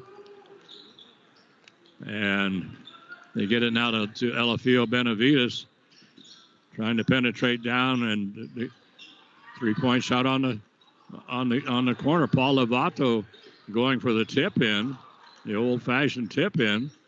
As that shot, three-point was off. Owen Geiger brings it up the floor to Santiago Espinosa. Espinosa will get it to Wesley Stanfield. Wesley, they need to screen or something for Wesley. I mean, he's an outstanding three-point shooter. And they're just not, I mean, they're all over Wesley. They're not letting him do anything. Now Wesley puts his shot up. Rebound comes down to Mark Cleland. Cleland putback is off. Rebound comes down to Santiago Espinosa. And Santiago coming down Santiago coming down the baseline. And he's called for the travel. And a little extracurricular activity right there, and they're right under the Demon. Well, they had a Demon come onto the floor. Yeah, one of the fans. And I think the official is going to. He went to the scores table. Technical foul. First technical assigned to Los Alamos. Well, they were battling for the ball under the basket, and there was a little thing like Mike said, a little extracurricular activity, and then one of the fans that's sitting right behind the basket, he came out on the floor and started getting involved in the mess, and then they finally stopped things. They did rule it was going to be a technical foul and a free throw for Los Alamos. Now they say no, it's not. I have seen fans escorted out of the building for less than that. Oh yeah, surprised. Well, he came all the way out on the floor. He was in the freaking free throw lane. Paul Lovato will bring it. 3-point shot. This is going to be rim around and off. Two Demons going for the rebound. No Hilltoppers going for that rebound. Paul Lovato, 15-foot jump shot. That's good. 6 points now for Paul. And that makes it a 23-7 ball game with 40 seconds to go. Not what we expected at all here at this ball game. Nico Garcia gets it to Wesley Stanfield. And I mean, they've got a guy on Wesley all the time, and the Hilltoppers are just not getting him open. And we're going to have a personal foul, and this one I do believe is going to go to Elijah Apodaca. And that's his first. That is the 10th team foul. And so at the free throw line now will be Owen Geiger. Has not scored in the ball game. We've only had 2 players score. 3 players score, actually. Roland Esch and Elijah Ortiz and Gavin Coy. Gavin with a couple of free throws. So Owen missed the first one. So Owen don't have a height on him. But so Owen Geiger puts the second one in. And we're flirting with double figures here, Mike. Yeah, that's something. That's something. I don't know if we're going to have time to get there, though. 12 seconds left. I don't think Santa Fe's going to let us do that. They're going into Toby to Lenny Roybal basketball. And so challenging Mark Cleland that time. And that was Elefio Benavides. I thought Mark got a good block, but they're going to call him for the foul. That's the trouble with the tall guys. They don't give him a break, period. So Elefio at the free throw line and misses the first. Has not scored in the ball game. So Elefio, a senior shooting guard, it says. And now coming into the ball game with 4.3 seconds to go, we have Josiah Frescus. Okay, Josiah must be one heck of a three-point shooter or something. Comes inside to Elijah Ortiz, and Elijah's going to be fouled. Unbelievable. So Elijah can put Los Alamos in double figures. So they tried to they tried trying to steal the pass over to Elijah, and they just ran into him. That personal foul went to Elefio Benavides, who was just at the free throw line. That's his second personal. That's the 11th team foul. And so Elijah Ortiz is at the free throw line. Whoa. Rims around and out. And evidently the Demon students over there know who he is. Yeah. They are shouting Elijah. And Elijah puts in the second. It's the second. I assume they were rooting for him to score. Oh yeah. 3-point shot. Oh. From way out. Off the backboard, rims around, and then comes out. That was pretty close. 24-9. Whoa. After one half of play. So Hilltoppers pick up 6 points, and the Demons pick up 15. So 24-9 is the score here after one half of play. And so, Mike, so the girls played 11, and the boys, if things continue this way, Mike has the bracket here. Yes, I do. Unless Los Alamos picks it up here in the second half, they will be playing at 12:30 tomorrow here against the Valencia Jaguars. If Los Alamos is able to turn around the second half, they'll be playing at 7 o'clock tomorrow against Taos. But rough first half there for the Toppers, and they are, unfortunately, they're getting out-muscled and they're getting out-hustled. Yeah, they really are. It's that simple. The Demons have been all over them on both ends of the floor. Demons have not shot well. That's for certain, but their transition game has been very, very good, and that's helped them get out to this sizable lead. Toppers still looking for point number 10, and just have not been able to get on track. Elijah Ortiz with 4 points, and he is the leading scorer. That's almost half the Toppers. That's almost half the Toppers' points right there. And so a bucket for Roland Esch in the second quarter. A couple of free throws for Gavin Coy, and one free throw for Owen Geiger, and that's been about it. So a quiet first half, but the Demons are doing a fantastic job getting onto the shooters, and then they're jumping all the passing lanes as well. There just isn't there isn't any place for the ball to go. No, there isn't. And that zone is, it's a really tight zone, and they're coming out. They're really challenging the outside people. Nobody's getting any kind of separation between the defender, and so they, like a player like Wesley Stanfield, outstanding 3-point shooter, but he never has a chance to get open, and somebody's on him all the time, and they're right on him, and they play, and I'll have to admit, boy, Santa Fe is playing really, really tough defense, and then of course they're dominating the boards on both sides. So our height advantage has done us absolutely no good whatsoever. So. No, they have absolutely nullified that. Have the Demons, and like you said, the big thing is they are just absolutely swarming. As far as Wesley, he has been bird dogged every time he's even come close to the ball. There's just no place for him to go, and I don't know that we've had 5 possessions. The Hilltoppers, Gene, that the Demons haven't at least gotten a finger on the ball, because that is how tight their defense is playing. Oh yeah, and they're right out on us, and they constantly they're playing that zone, but it's like a matchup type zone. But boy, I tell you, whoever that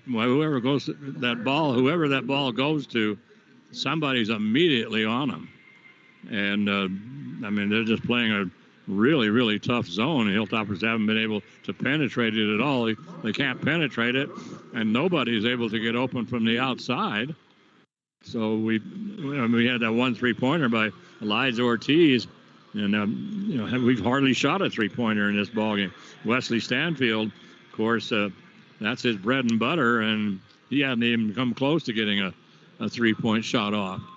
So so 9 points for Los Alamos total in that half, and 24 points for the Demons. And let's see, did you go over the scores there?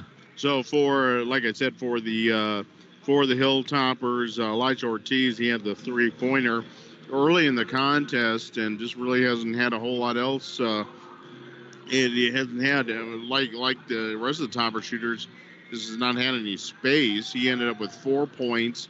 He's a leading scorer, and then a bucket for Roland Esch, a couple of free throws for Gavin Coy, and 1 free throw for Owen Geiger for the Santa Fe Demons. They were led by Paul Lovato. He had a couple of pretty nice jumpers there in that second quarter. He ended up with 6 points, and he is their leading scorer.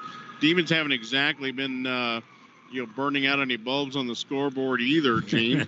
But 6 points for Paul Lovato, 5 points for Santiago Montoya. He had the 3-point play in the second quarter, kind of helped the Demons put some separation between themselves and the Toppers. And Elijah Apodaca, he had 5 points, including the lone 3-pointer of the contest for Santa Fe. So, and again, that's been about it as well. Just, but going back to a couple of those chances the Demons have had in transition, and I'm thinking the one that went, I think Lovato was the recipient, and Apodaca, he was on the other side. He could not have been further away from Lovato, and he just threw an absolute bullet to him across the court in stride. Yeah, full length. That was a beautiful pass. Oh yeah, that was awesome. Anyway, the Demons had put 6 players in the scoring column, and they came up with 10 field goals, and one of those was a 3-pointer, and that was it. And there's only been 2 3-pointers scored in this ball game. And from the free throw line, they were 3 for 7, and they picked up 11 team fouls in that first half of play. The Hilltoppers had 4 players in the scoring column, and the Hilltoppers only scored 2 field goals in that first half. Opening score for Los Alamos was Elijah Ortiz with a 3. And then later on in the second quarter, Roland Esch picked up the second field goal for Los Alamos. So right now the Hilltoppers have 2 field goals. One of those is a 3-pointer, and they're 4 of 6 from the free throw line. And the Hilltoppers ended up with 7 team fouls. Score at the end of the first quarter was 9-3. Hilltoppers got outscored 15-6 in the second quarter. And so right now the score is 24-9. About 2.5 minutes left before the teams due back here for the third quarter. If they were like, I think a Topper JV the other night, I think came out with like 3 seconds left in the break to between the second and third quarters. They used up every bit of that 10 minutes, but the Demons wandering out here. But I want to take just a second here at the Daily Post to thank our awesome sponsors, the Los Alamos Fire Department and the Los Alamos Police Department. Just awesome, our awesome first responders there for Los Alamos County, keeping everybody safe, making sure if there's any emergencies, they're right on top of it, and it just great. And we've known I've known several of those guys for years and years and years. It's a great bunch of guys. We're really, really happy to have them up there. So the police department and the fire department are our sponsors here for the Daily Post, and that's why we get to broadcast these games on your YouTube channel. Get to come down here to this, and if you've never been to this gymnasium, you need to check it out. This is a nifty gymnasium. It's one of the better high school gymnasiums, I think, in the entire state, and it's really cool. And if you're familiar with the pit, this kind of looks like the pit. So come check that out. And again, thanks to the fire department and the police department. Really appreciate your sponsorship of Hilltopper Sports. Yeah, when you walk in the door, you're on the upper level, and they have and the upper level goes all the way around the gym, so 360 degrees all the way around, and then the court is, of course, down just like it is in the pit, so very, very similar design to the pit.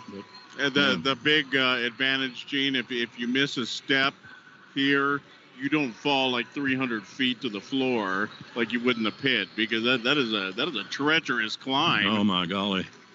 But this is one of the better high school basketball venues you're going to see, and the Demon fans, as boisterous as they come, we saw a little bit of that in the first half.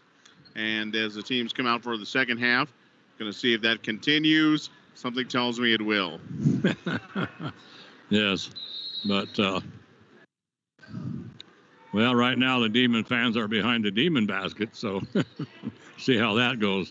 Start things off. Santa Fe will inbound the pass. They bring it to Diego Ortiz. Ortiz to Paul Lovato. Lovato pass underneath is picked off by Mark Cleland. He dishes it out to Wesley Stanfield. Stanfield will bring it up to Nico Garcia.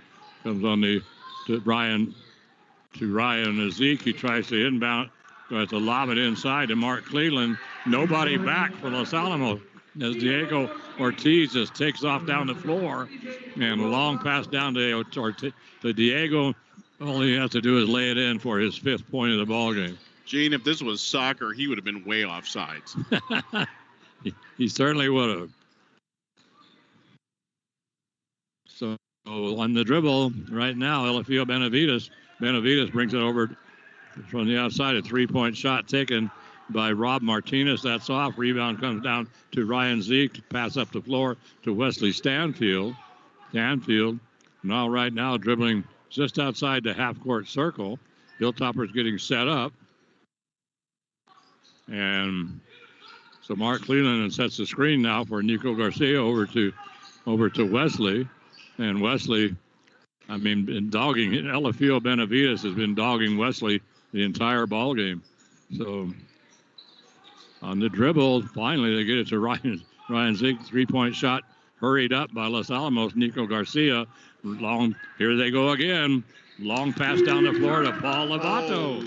Lovato taking off, and a beautiful pass all the way down the floor to Lovato, and he lays it in. He now has 8 points, and it's 28-9. Pass comes over to Wesley Stanfield. Oh, my golly Moses. He was wide open for the 3 and didn't take it.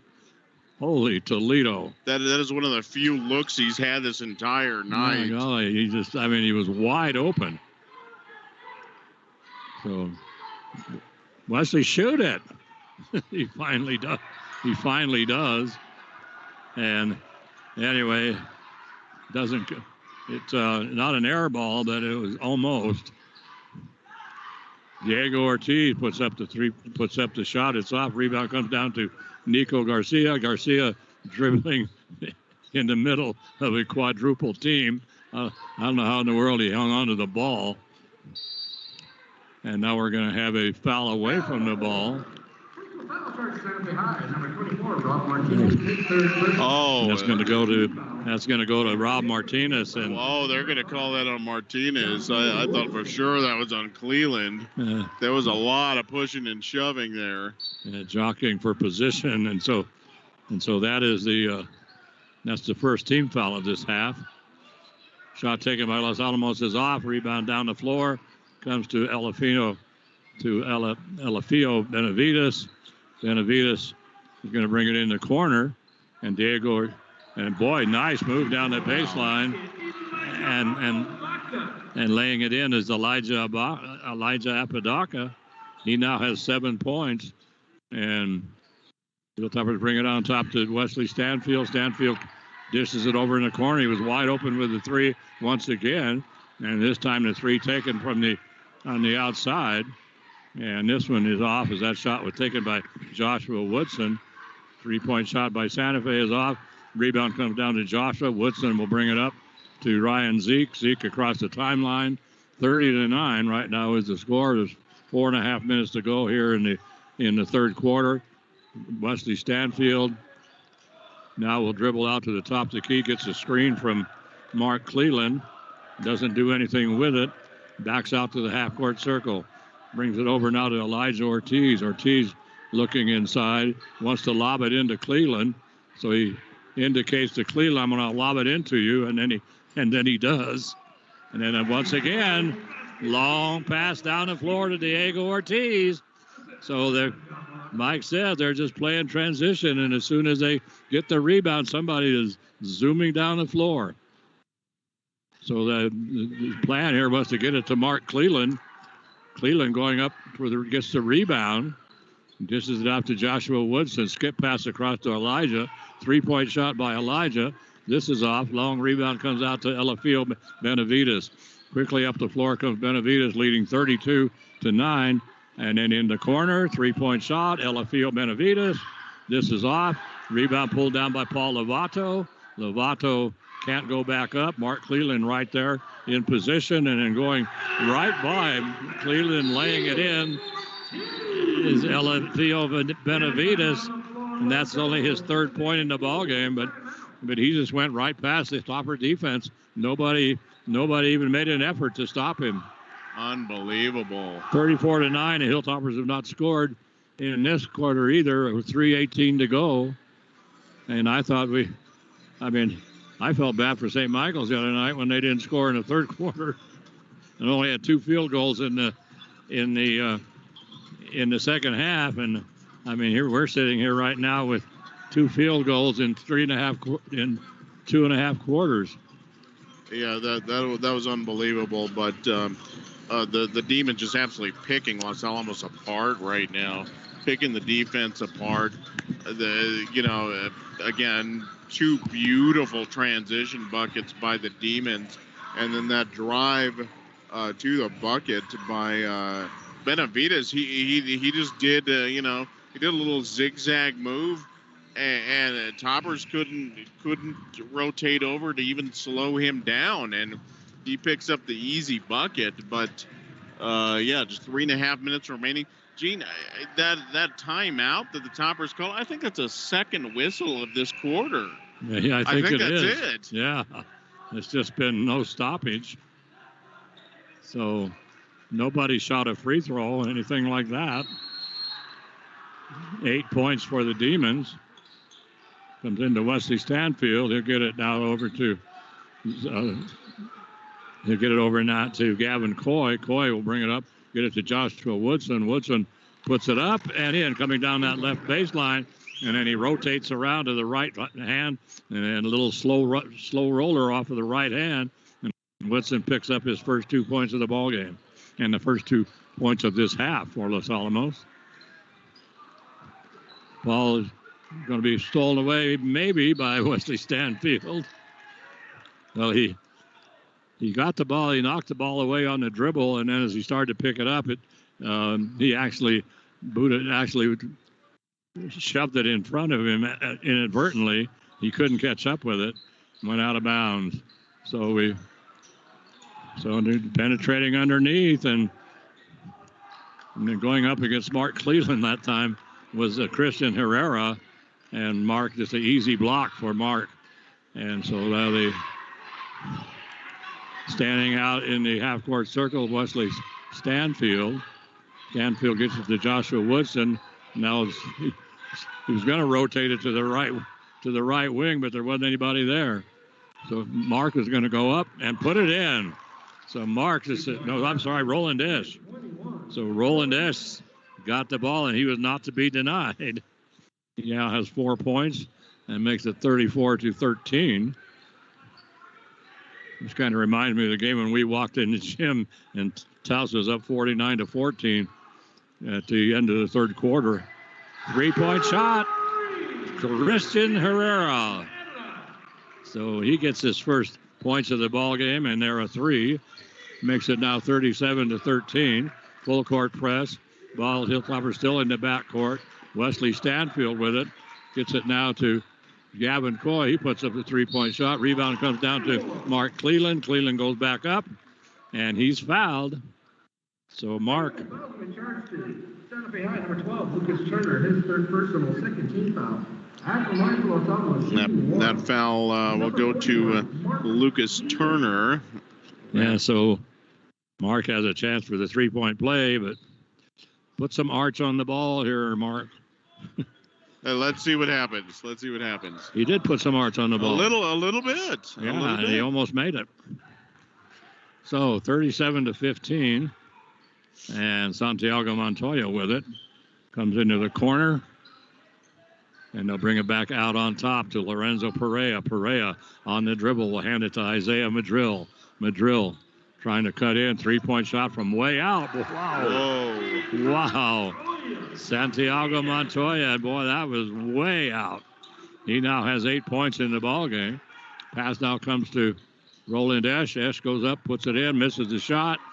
Rebound comes down to this time to Christian Herrera. And Herrera will bring it up with 40 seconds to go here in the third quarter. 40-15 right now is the score. Can't believe how fast this quarter has gone. This 8-minute quarter's gone about 10 minutes. Yeah, I know. So 3-point shot once again, long rebound, and it's going to go off the foot. I mean, way off the foot of Lucas Turner. He started to make a move toward the ball, actually ended up inadvertently kicking it. And so the Hilltop full court press. Comes now to Joshua Woodson.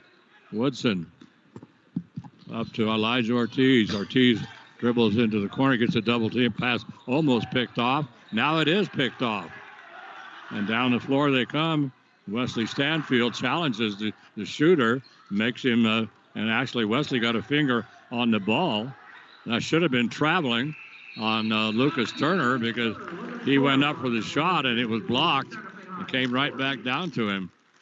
And that's traveling. So anyway, that brings the quarter to an end.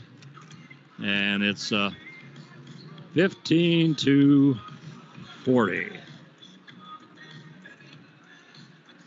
So Santa Fe ends up scoring 16 points. Wow. And the Hilltoppers score 6. Wow. Okay. All right. 40-15. I'm glad you brought the Tandy scientific calculator, Gene. Me too. I don't think I could keep up, frankly. Well, I started with my slide rule, and it was more than my slide rule could take. So. Yeah, no. the old slide rule, but wow, just the most productive quarter of the game for the Demons, and I hate to say it, Gene, but they are, I believe they've salted this one away, assuming the Toppers don't have a huge offensive onslaught, but a couple of, again, just some beautiful transition buckets, and then a couple of nice penetration buckets straight through the heart of the Topper defense, and on top of that, hit a couple of three-pointers. So a lot of things working very, very well for the Demons. For the Toppers, unfortunately, not so much. So, starting off this third quarter, the Hilltoppers trying to get it underneath to Roland Dash, and we're going to have a personal foul called against one of the Demons, and that was Rob Martinez. That's his fourth. Uh-oh. And the Hilltoppers will inbound it under their own basket. That's only the second. Let's see, that's only the third team foul, and no team fouls have been called on Los Alamos in this second half, Mike. You know who we need to put in then, Gene? We need to put in Ricky Valdez. He will solve that problem within seconds. Shot off by Joshua Woods, and rebound comes down to Rob Ash, and Ash just powers it back up. Roland Ash, and Roland just powers it back up and in for 6 points. Passed down the floor, picked up by Elijah Ortiz. Ortiz gets it up to Joshua Woodson. Out on top to Wesley Stanfield. Starts to shoot the three, doesn't. Why are you not shooting that three, Wesley? Elijah Ortiz, 15-foot jumper. That's good. So Elijah Ortiz picks up his 6th point of the ball game, makes it now 40-19. And dribbling out on top, Elefio Benavides. He's going to dish it over and bring it now over to Elijah Apodaca. Apodaca will hand it to Rob Martinez to get it to Paul Lovato.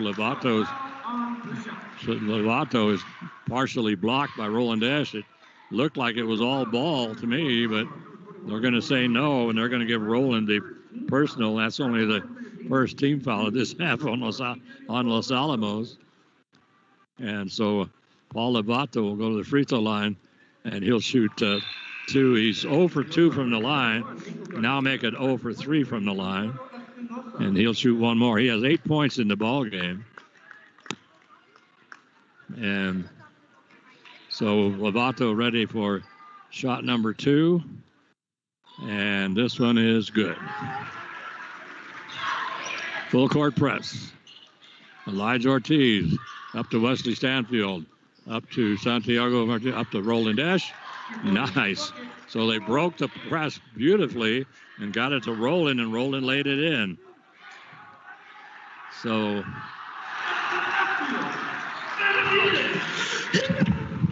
who got that? Elefio? Was that a 2 or a 3? Sorry, that was a nice drive to the bucket there by Elefeo Benavides. Okay, I got distracted. No problem. So did I, actually. I just happened to see that right 1/10 of a second before I had to sneeze. So 43-21 right now. Cutting down the middle, pass is picked off by Roland Dash. He'll come to Hilltopper Santiago Espinosa. Santiago goes up, puts up a wild shot.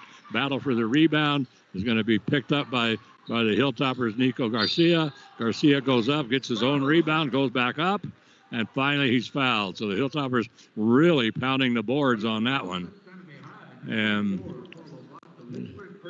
that personal foul will go to Paul Lovato. That's going to only be his first. That's the 4th team foul. And at the free throw line right now is Nico Garcia, who has not scored in the ball game. And this is his first free throw of the ball game, which he drops in. So the Hilltoppers are burning it up here, 7 points already. Far and away their most productive quarter of the night. And so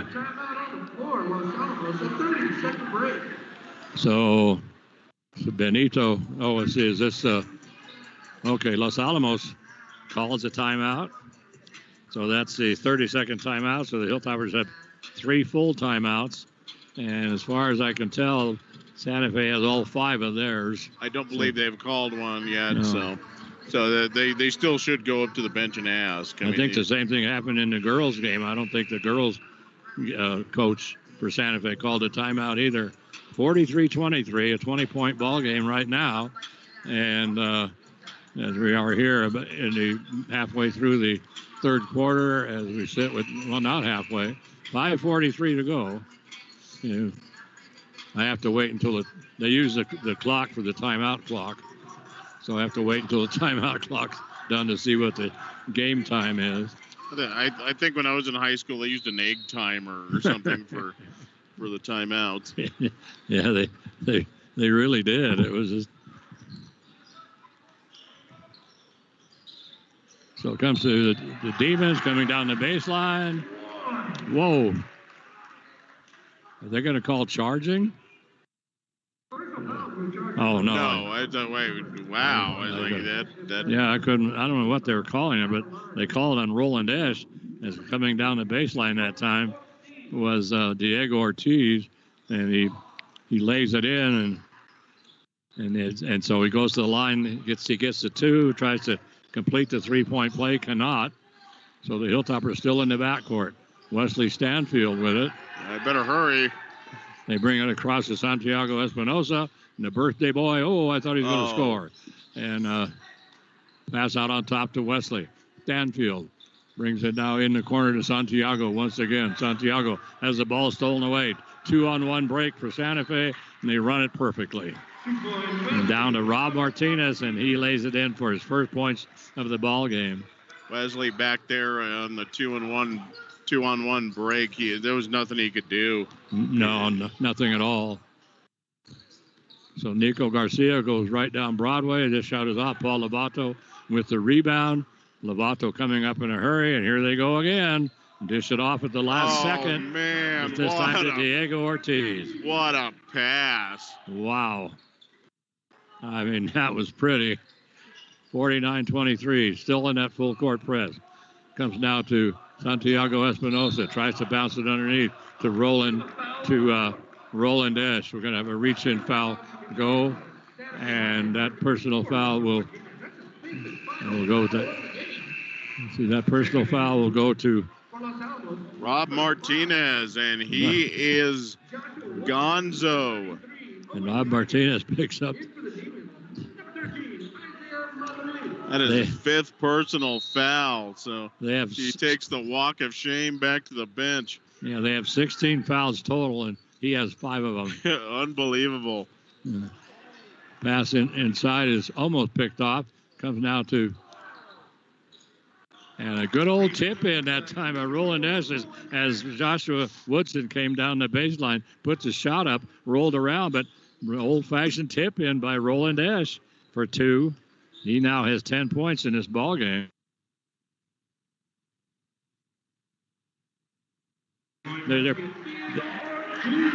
So Elefio Benavides just penetrates down, and then they're just Los Alamos just giving him the baseline. And Santa Fe just sloppy ball, and the ball is just picked up by Paul Lovato under the basket, and he just picks it up and lays it in. It's getting pretty ragged at this point. Well, the Demons have doubled up the Toppers. I think they can afford to pull the full court pressure now. Yeah, you would think. They don't think that way anymore. No. So the personal foul now is going to go to Isaiah Madrill. That's his first. That is the 6th team foul. Hilltoppers will inbound it under their own basket. They'll give the ball to Nico Garcia. They bring it out on top, Wesley Stanfield, and now they'll rotate Nico to the other, from the left side to the right side. 3-point shot, long pass down the floor, and trying to take it to the. That's double dribble. That was absolutely a double dribble. I mean, so Santa Fe gets away with a double dribble, and once again, Santa Fe pounding the boards and getting great inside position. That time was Isaiah Madrill, and he came down with the ball. And let's see, I'm not sure what they're gonna call here. That was Isaiah Madrill. They're going to say it was on the floor, which is the correct call. But the personal foul goes to Wesley Stanfield, and that's only his first. That is the 3rd team foul on Los Alamos. And so now trying to bounce it inside, and the ball is sticking his leg out, a foot out. Josiah Frescus, the freshman, he kicks it into the bleachers. So Santa Fe will inbound it. Comes over and down low, coming down the baseline. Pass is going to be picked off, and Joshua comes down now to Josiah Frescus. He gets it to Owen Geiger. Geiger trying to get it to Wesley Stanfield, cutting down the lane. Didn't have a chance for that pass. But it is picked off, and down the floor comes Joshua Trujillo. So, and now cutting across from the left side, from the right wing, and then cutting across the free throw line. As he cut across, he switched the ball to his right hand and then just pushed it off from the side. But he's fouled, and that personal foul is going to go to Nico Garcia. That's only his first, and that is the 15th foul, the 4th team foul on Los Alamos. Number 24, Gavin Coy. Lorenzo Perea at the free throw line. The Demons substituting liberally here in the last 2 minutes of the ball game. Did he make that first one? He did not make the first one, and nor does he make the second one.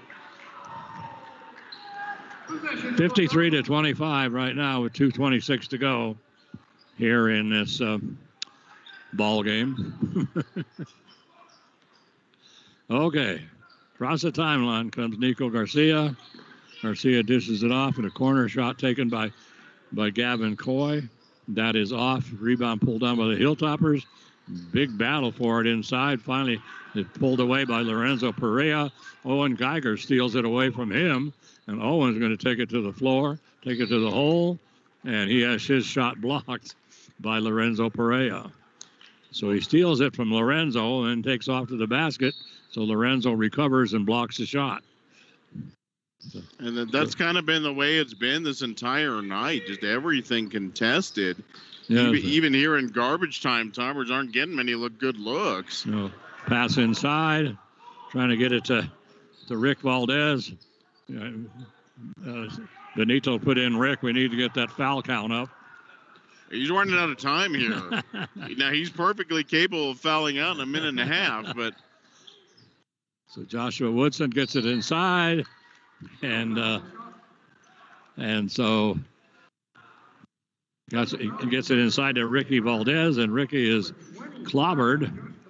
So Ricky will go to the free throw line. That's the 7th team foul on Santa Fe, and Rick at the free throw line. He'll shoot 2. And misses the first. He'll shoot one more. 53-25, minute and a half to go. Well, I will say one thing, Mike. These two games we did, he misses the second. These 2 games we did, the girls and the boys, boy, did they fly. I mean, they didn't take very long. No, they did not. And, both teams just, both of those games have kind of been track meets, but this one in particular. So Joshua Woodson steals the ball away from Les Harper, and Joshua coming up is going to get it over down to Gavin Coy. Coy gets to trying to get it inside to Owen Geiger, and guess who gets a foul? Yes.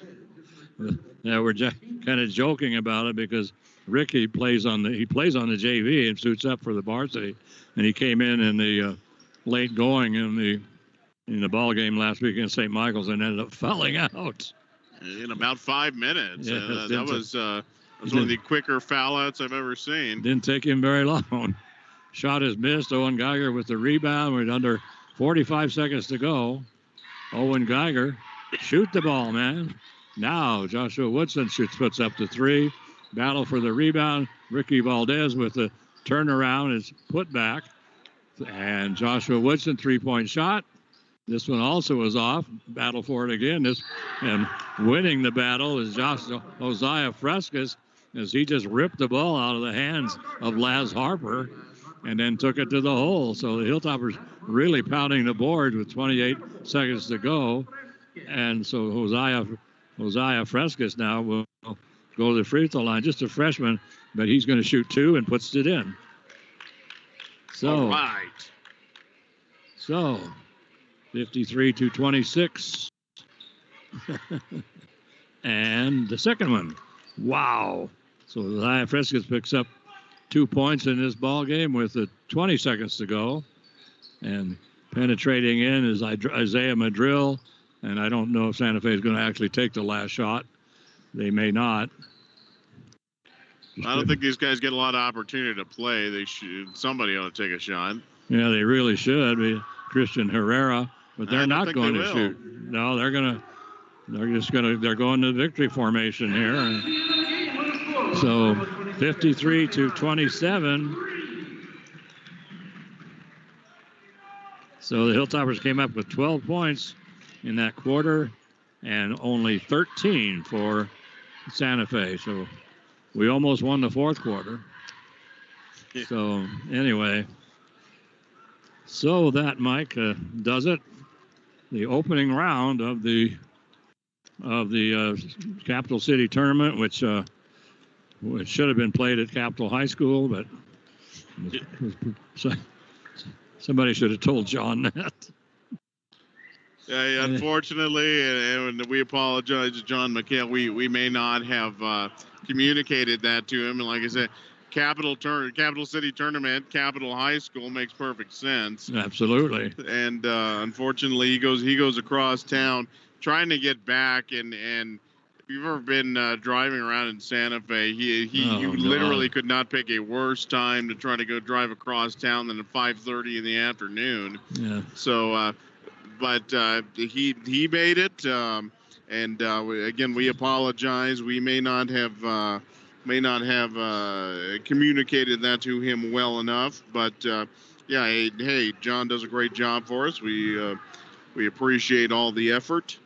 Unfortunately, tonight for the Toppers, dropping both ends of this doubleheader, the girls fall 45-39 to the Santa Fe Demons, and the boys taking on the Santa Fe Demons.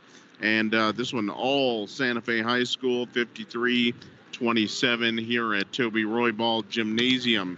So for the Toppers, that is going to drop them into, whatever we're calling that now, the contender bracket. I love it. I love that. I love that terminology. It is great. Yeah. So the Toppers fall into that side of the bracket. They will take on the Valencia Jaguars. That'll be at 12:30 tomorrow here at Toby Roybal Gymnasium. And the semifinal set actually for this tournament, the Taos Tigers. Sorry, I didn't say that right. Right. We'll take on Santa Fe. Yeah, you got it. Rudy keeps got to keep Rudy on the straight and narrow here. It's the Taos Tigers. The Taos Tigers, and they will take on the Santa Fe Demons at 7:00 tomorrow night. In one semifinal at 3:30. If you get off work, I'd go see this other semifinal, Espanola Valley taking on Capital. Yes. And those no love lost there between those two teams. So that is going to be that will be a knockdown drag-out contest. The girls, meanwhile, the Toppers falling to Santa Fe. They're going to go into the whatever bracket. They'll take on the Cleveland Storm. Sue Cleveland falling to Valencia. That was an upset. Actually, 3 upsets in the girls' side. But Cleveland losing to Valencia, Espanola Valley falling to Highland, and then Robertson defeating Rio Rancho. I was 0 for 3 calling those ball games. So anyway, the Santa Fe or the Los Alamos girls will take on Sue Cleveland at 11 a.m. tomorrow here at the Capital City tournament. Just some quick stats for you, Gene. Roland Esch did get into double figures for Los Alamos. He ended up with 10 points in that ball game. And Elijah Ortiz with 6 points.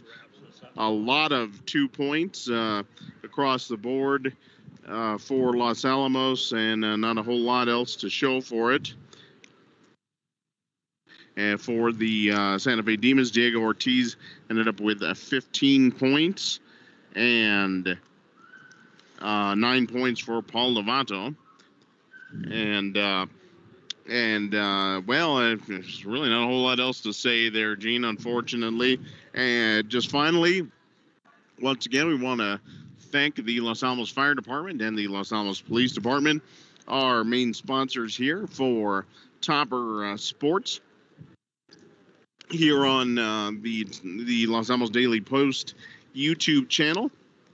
We really appreciate their support, and we really appreciate the awesome job they do. Unfortunately, tonight, Gene, just for the boys and the girls, just did not go their way. Well, Santa Fe, the host teams, they both picked Los Alamos, and so it looks like they picked right here tonight. Usually the host team usually wants to make sure they win the first round. So anyway, I thought it'd be a lot better. I thought both contests would be a lot better. I was really surprised Los Alamos just got out hustled and out muscled and in every aspect. So that's going to wrap it up for us, and we will not be broadcasting any more of this tournament. We a lot of commitments, and so anyway, but we will be back on the air on Tuesday night and we'll be in Griffith Gymnasium. The Hilltopper girls are going to take on Valencia here in Los Alamos. And of course, that game approximately 7 o'clock. And then on Thursday, the Hilltopper girls will entertain Del Norte. The Hilltopper boys are on the road, and they go to St. Pius, I believe, on Tuesday, and then go to Valencia on Thursday. So anyway, so that's it for us. So for Mike Mays and John McHale and Nate Limbach and Charlene, everybody, have a great weekend, everybody. You know, you can make it an even better weekend. All you got to do is put a little love in your heart. Don't forget to hug that penguin, but the most important thing you can always do is just be excellent to each other. And Sweetie Pie didn't turn out very good for us here tonight, but I sure do miss you, sweetie. Miss you a lot, and I love you. Love you a lot. Bye-bye, everybody.